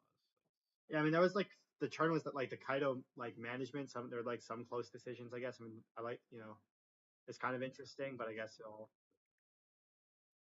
you know worked out. Yeah. yeah, I like the plus there, and then they just chose to attack me, which seems fine. It seems. I mean, the only one thing I'd say about the plus is like if they have Nova Hellkite, then it's like pretty horrible. But like zeroing hedges for Nova Hellkite, but maybe it's better to plus because it might hedge for them having like Emberheart plus shock or just damage based removal and things of that sort. And maybe if they have Nova Hellkite, it's just like too tough anyway. Yeah, okay, I'm probably just screwed anyways, but wait, if so plus there, if they had an oh yeah, if they have no okay, I'm just Yeah. screwed. Yeah, but luckily they didn't. As they attack, they block. I don't know what. Yeah, they Okay. blocked the Sure. one hits, Okay. And you and then they zero. just drew a card, and then they nothing. Yeah. Then from there, the game was easy. Yeah. Okay. Yeah, Do that. Okay. Yeah. and then game 3. Oh, looks like it was grindy, I guess. Okay, so was this okay? That's Essence Scatter. Okay. Yeah. Yeah, it's pretty good hand. I keep it. Yeah, it seems fine. It does look like a 2019 hand because it's like two vanilla cards and a vanilla guy. Yeah. So Yep. yeah, so they have to play that. I guess you probably stab it. Sure. Um, I guess it's kind of interesting because you do Spyglass, but yeah, it's probably maybe it's too hard to try. Yeah, just like stabbing this. Yeah, I just That didn't seems want them to fine. put a counter on it. Like, I don't know. Maybe they wouldn't, but yeah. I just want to kill that thing. That seems But fine. Needlehead is not great for me either.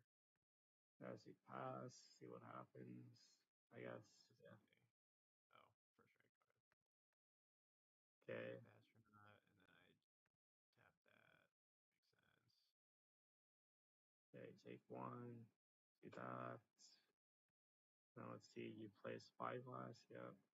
Play a land. I could see playing the basic island because it's Sunspine. Or sorry. Yeah.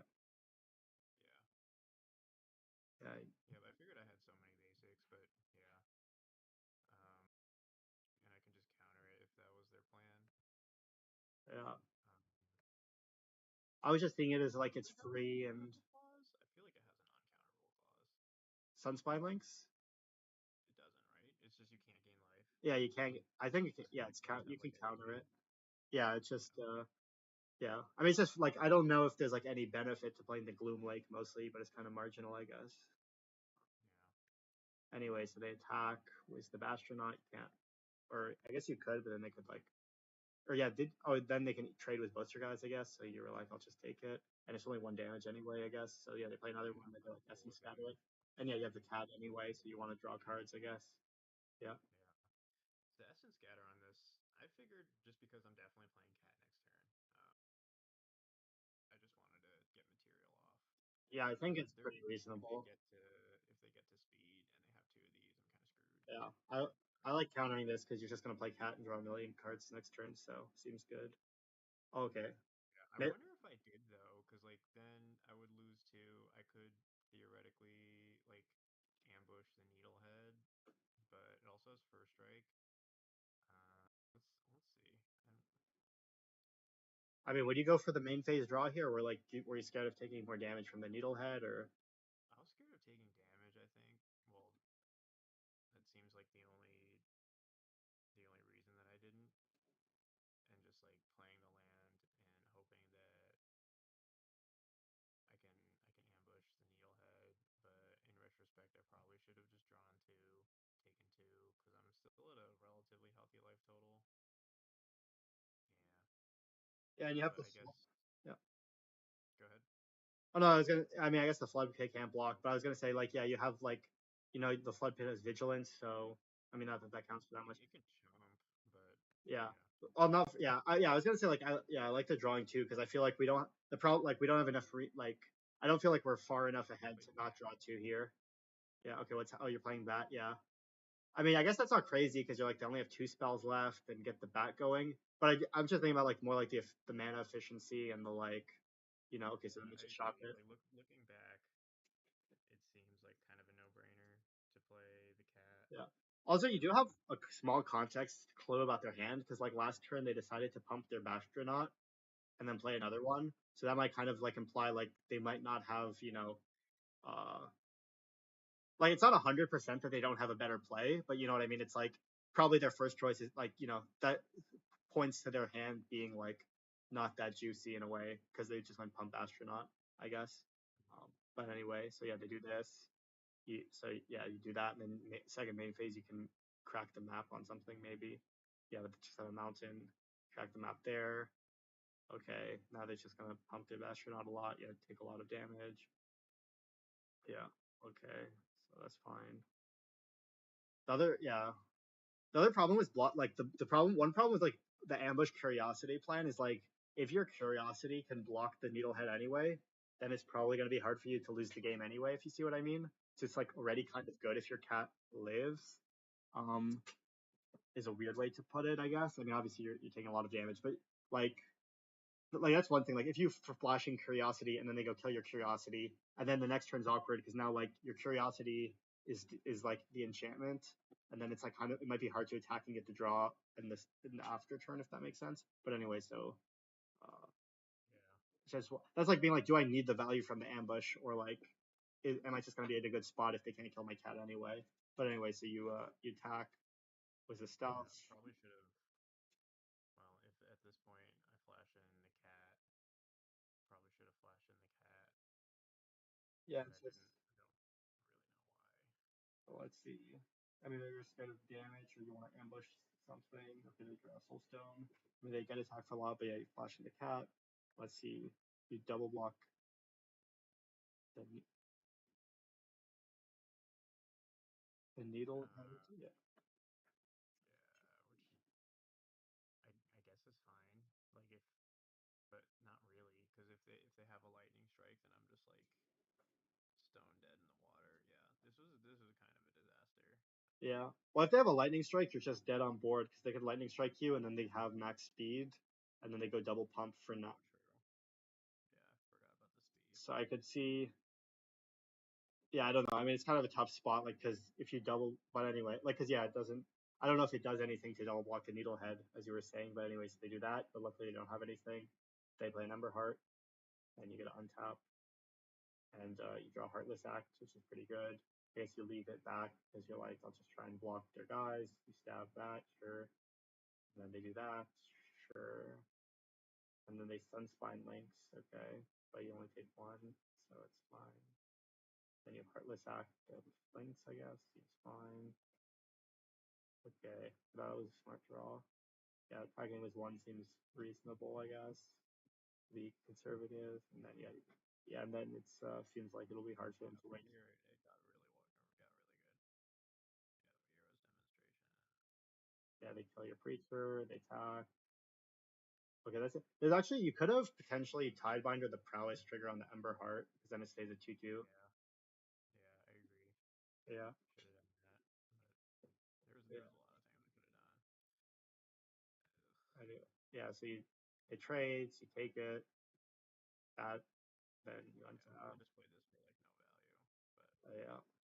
Yeah, because now if they have like Nova Hellkite, you could potentially die because you're at 4, and then you just yeah, need to dodge Hellkite and then probably win because you have the Reef now. And yeah, it's. Oh yeah, I mean maybe you're just distracted here because or like you forgot the Reef obviously, but that's just a lot of this was just kind of bad. yeah, but you can't really die. Yeah, you go to 1, so it's now you win. Yep. Yeah, like that wasn't great, but yeah, I just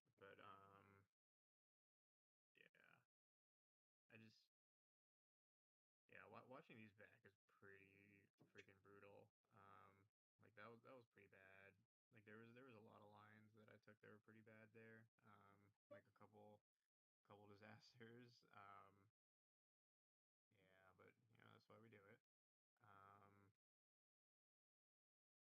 Yeah. I just gotta get better. I just gotta like be more intentional about what I'm doing and just like slow down and pay a little bit more attention to what's going on. Yeah, do you feel like when you play the games like are you something like are you yeah like are you like sometimes like kind of playing like on autopilot or intuition or you know or like Um, yeah. on Arena, definitely, I'm kind of on autopilot. Um, on MTGO, I feel like I tend to play a little bit tighter. And in paper, I feel like I tend to play maybe a little bit tighter. But I also play like wicked slow in paper and on MTGO because I'm trying not to make these kinds of blunders. Um, and then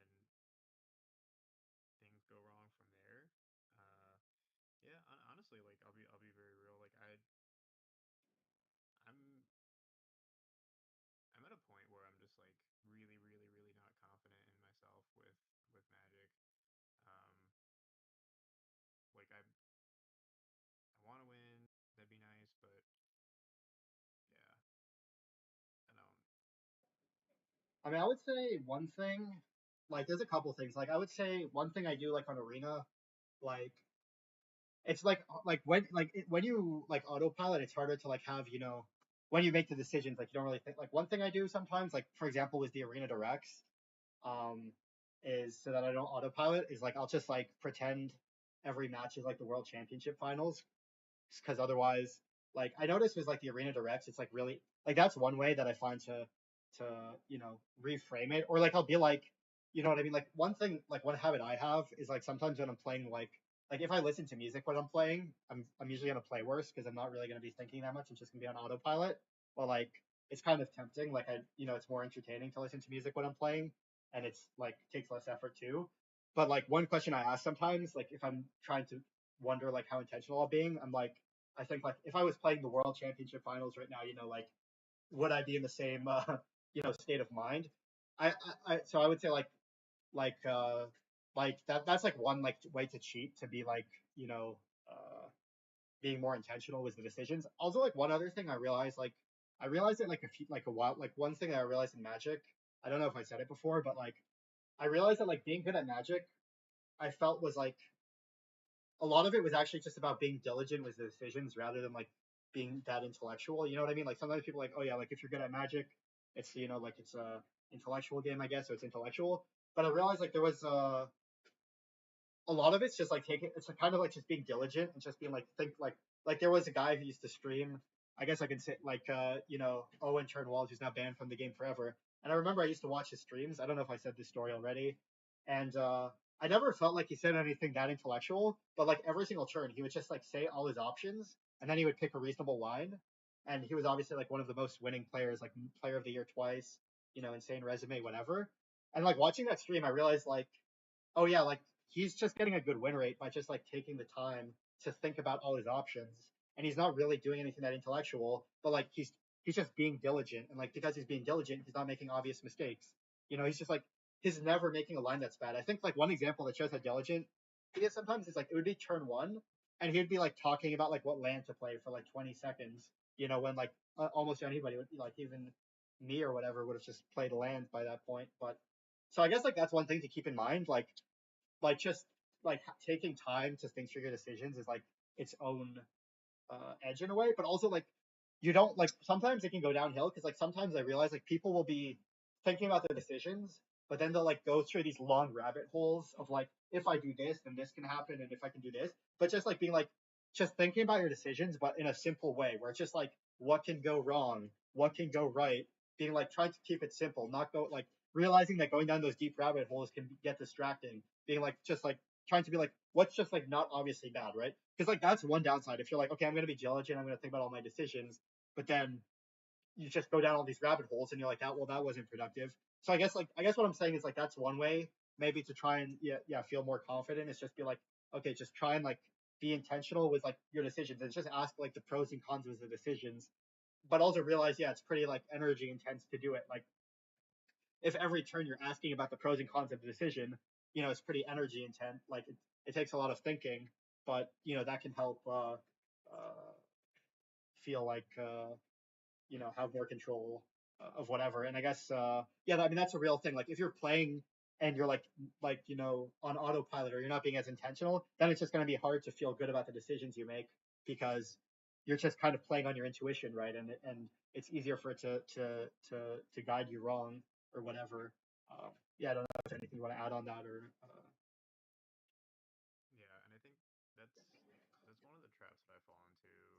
Like, I wish we could watch like replays of MTGO matches because I mean, I'm obviously not playing perfectly on those either because my win rate is like the last three leagues that I played with this deck, it was 2-3, 2-3, 3-2. Um, but I do feel like I'm a lot more intentional because it just feels closer to paper magic, where this just kind of feels like a video game. I'm allowing myself to make a lot more mistakes or just like be a little bit less. Like I'll be honest, like there are games where I play like literally on the toilet, like at work, like and it's just like not quality reps. It's just fun. Um, but if I'm playing MTGO, I'm not going to be doing that on the toilet at work. But then one issue that I do have is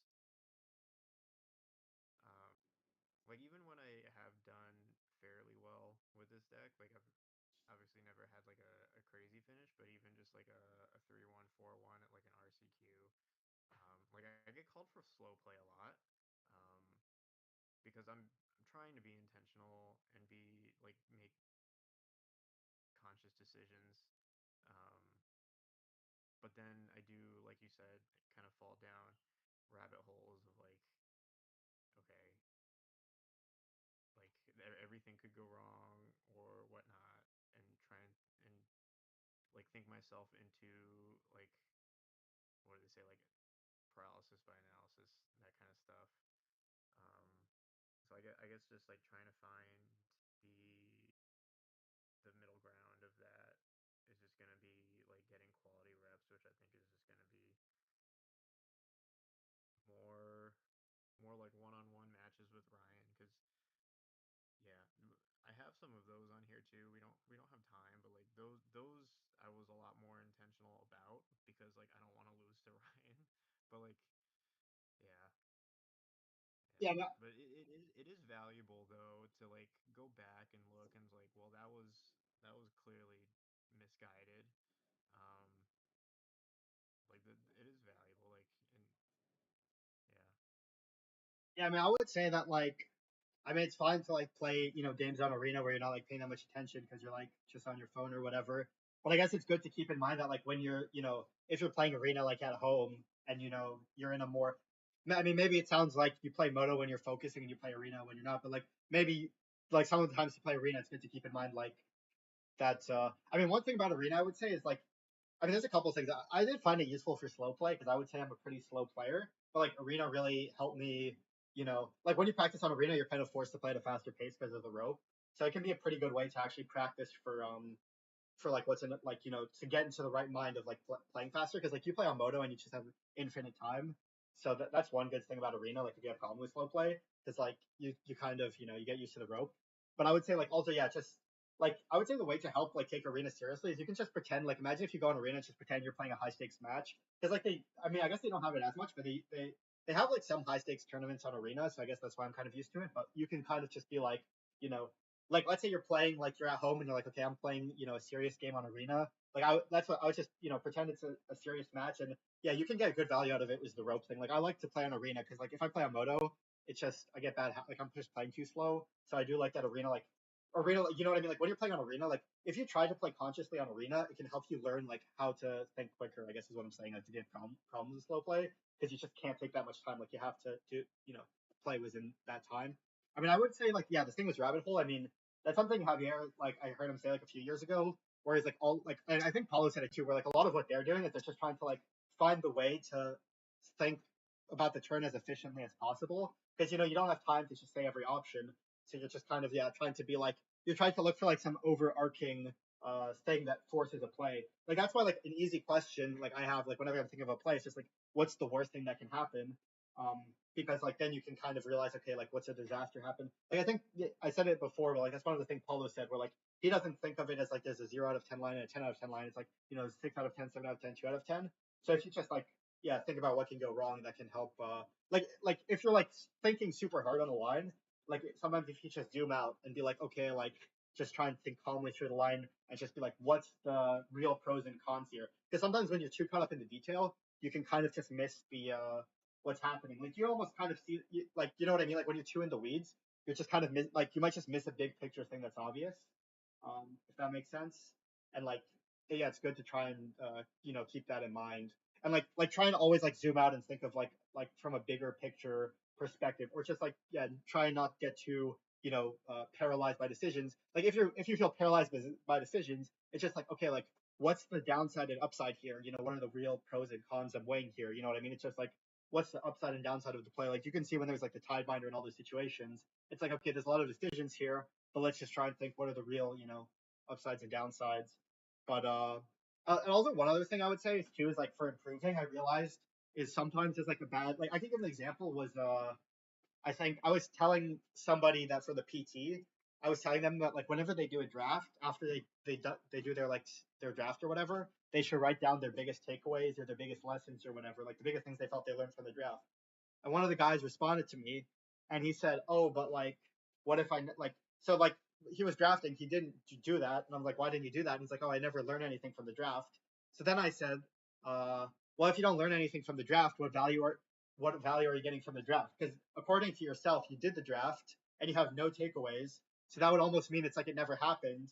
So like, was it really practice? So I guess like what I'm saying is like one thing that can be helpful with testing or like to make it feel more productive is like after just being like think about like like what's something you feel like you learned like either from gameplay or from the matchup because if you don't take time to think about it it's not like it automatically happens like I feel like there's a lot of people who like will like jam games but they don't take the time to be like what did I learn I mean that applies more to limited than constructed to a degree because like limited it's more easy to just I feel like not have any takeaways in a way but that's something like if you want to feel more intentional is like sometimes like after you play a match or if you're testing, just be like, did I learn anything or like did you have any ideas? I mean, you like when you're testing, you might be like trying a new card and then be like, did it perform well or not? And that can help make the games feel more, like conscientious. If you're like, okay, I'm trying to like play to figure something out. Like I also realized too, like it helps with like tilting and seeing clearly because uh like if you like let's say you go to draft at FNM or whatever and you 0-3 and then you're like, oh, this feels horrible, like everybody I played against was so bad but I still went 0-3 anyway. That's pretty like not that productive. But if you're like at least like, okay, why did I go 0-3? It's like, well, I took this card kind of high and what but it actually ended up being kind of bad. So like that's a way you can get value from like losses or whatever. It's just like trying to think like, what did I learn from the match? Because then I mean, I don't know, maybe that sounds kind of asinine, but I don't like I feel like a lot of Magic people might have the habit of just jamming games too much, and then it's like more conscientious when you think about like those kind of questions. Yeah. Yeah, I agree. Like, and even like today, like I think a couple of takeaways that I can take away is like being cognizant of like it sounds so dumb and basic, but just like being cognizant of my life total when I have a deck um that relies marginally on life total. It's not like Death Shadow or anything, but like with Preacher of the Schism, I missed out on a 1/1, and with Cecil, like potentially missed out on a 5/5 lifelinker that gives my other guys indestructible, that kind of stuff, and um, yeah. So that's at least one thing, and another thing, like I do need to.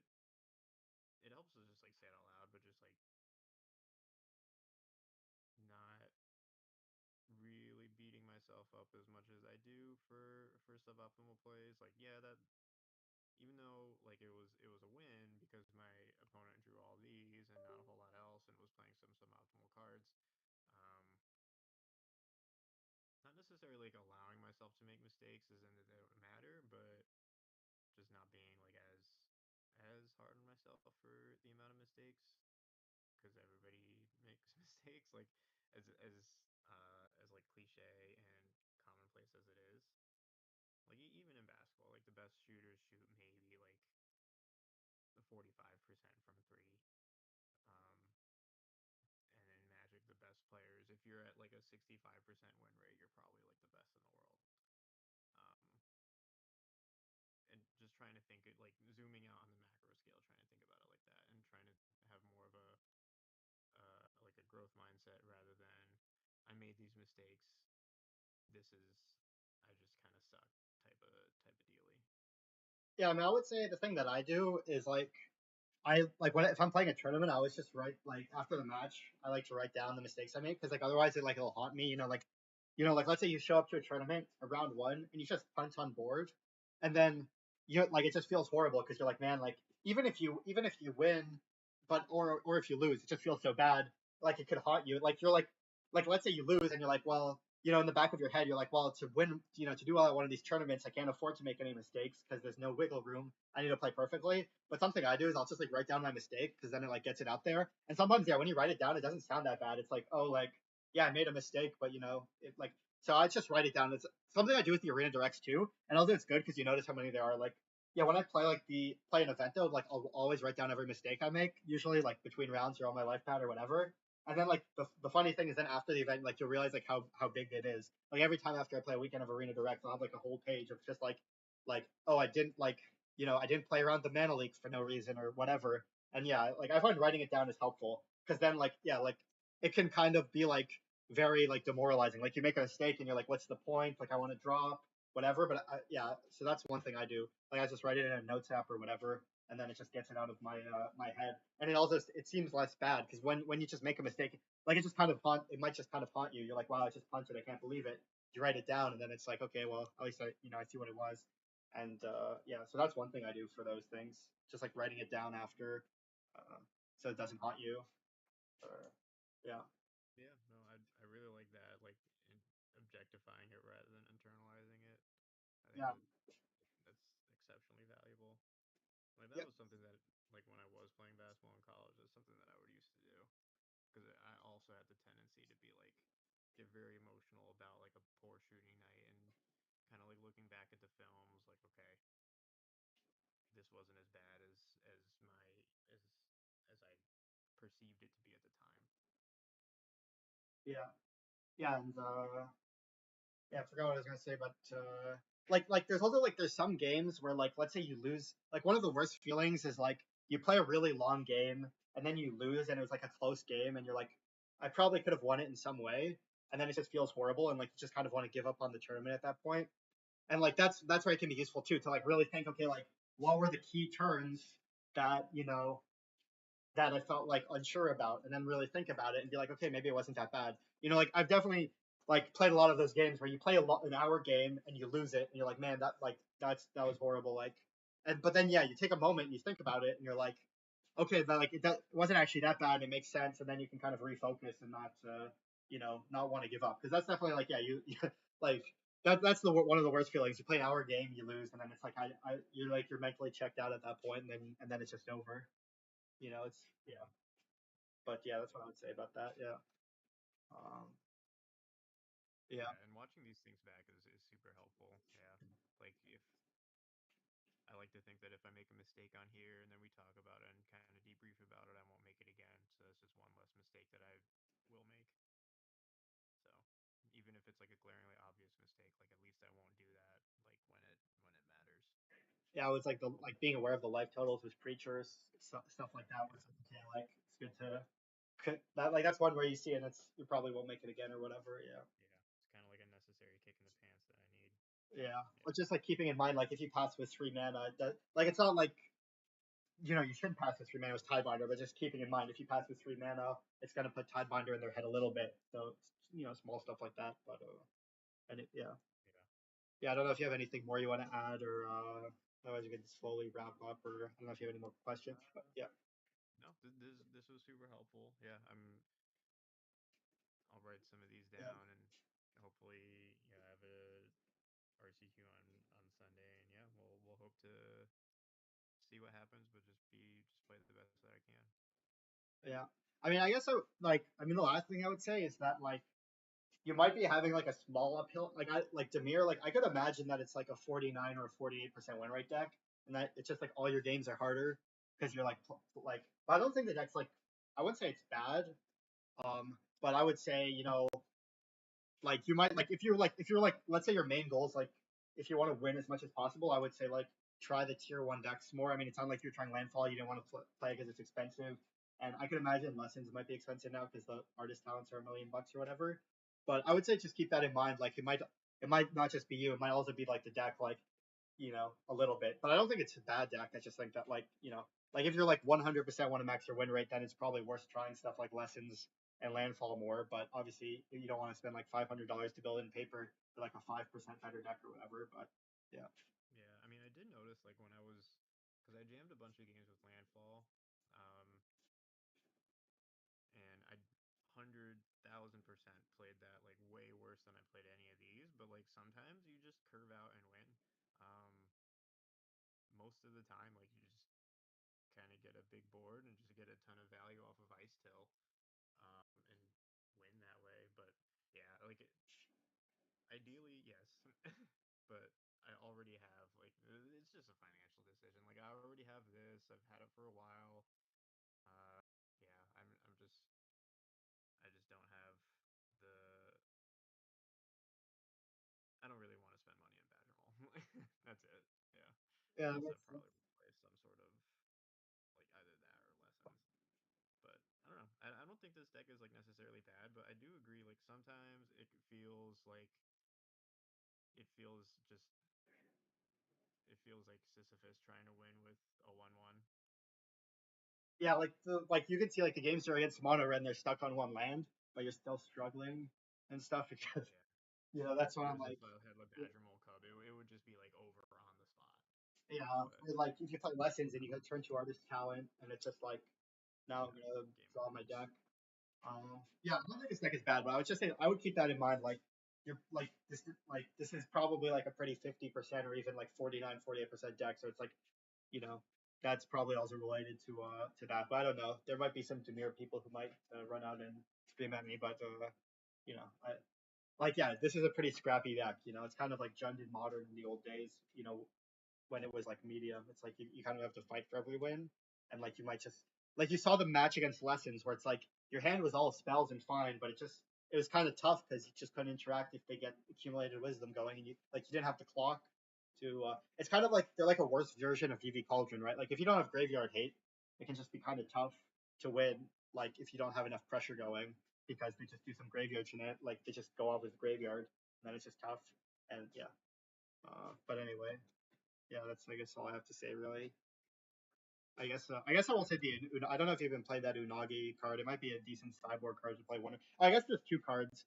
I mean, number one, I would say if Landfall's popular, like I don't know why nobody's playing that Owl, but like I don't know if you've thought of trying that Owl in the sideboard. You know what I'm talking about? Wan Shi Tong or whatever. Washington? Yeah, the card seems kind of nutty against Landfall to me. like so, like I don't know. I would probably try that if I was playing Demir because like yeah, it's like whenever they search, you draw. I forgot it does other stuff. Yeah. Yeah, I mean it's What kind is of that? insane. Yeah, it's like kind of insane against Landfall, right? Because like every time they search, you put a counter it on draw a card, so it's like it's pretty insane against Landfall, probably. Yeah, that is insane. Yeah, it's just What blue the blue. So imagine it's just turn two and they just go Yeah. like land. Yeah, and then it's like every Like single time they I can always search. like return it to my hand with Kaido or something. That's so funny. Yeah. Let's see. Ooh, that is It expensive. yeah. I mean maybe try and borrow one or whatever, but I'm just noting like that's a card I would be looking at trying if I was playing Demir. And also I think a lot of lists play one of the Unagi. I don't know if you have the Unagi, but that card I have seems the good Unagi in the against sideboard. lessons. It just Yeah. didn't show up. Yeah. Yeah, yeah, Unagi and this bird, both of them seem like pretty good sideboard cards to me. But anyway, yeah, that's all I have to say. Yeah, this librarian, I mean, it's just disgusting against landfall. Like it's crazy. Yeah. If they have one at the store, I might like. It's gonna be in standard for a while. Might as well. Like, $35 seems like it's the cheapest you can get it for. Yeah, I mean, it just gives you something to look forward to. Like it's just like you play against landfall, and it's like if you ever have this, it's just. I mean, yeah, it's just. Insane. I mean, I was thinking it's funny because everyone's complaining blue is too good in standard or blue red's too good, and I'm like, man, this landfall deck's nice, but like now they just have like nulls and one tongs that are like so good against the deck. So anyway, yeah. Yeah, that's so funny. Yeah. Yeah, the annul printing, yeah. Yeah, I was trying the landfall deck and like annul was really annoying me because I was trying the version of Spelljar retreats and like annul's just like one mana counter half my deck. Not that it I'm like I guess it's good that they gave blue red some tools to keep up or whatever, but you know. Yeah, the games where I did have a null in my opener, it felt so good. Yeah. But still felt like a very uphill matchup because they can just kind of like if they draw the right thing, they can just kind of snowball. Or if you have like a non-optimal start. But yeah, Yeah. that deck is pretty cool. Yeah, anyway, so yeah. Otherwise I'll probably head out or let me know if you have any more things to add or No, yeah. that's it. Super valuable. Really appreciate this. Yeah. Yeah, sounds good. Yeah, let's see how the RCQ goes this weekend. I don't know if it's standard or limited or Yeah, standard. So yeah. we'll see. We'll see. Yeah. Okay, yeah. Have a good night.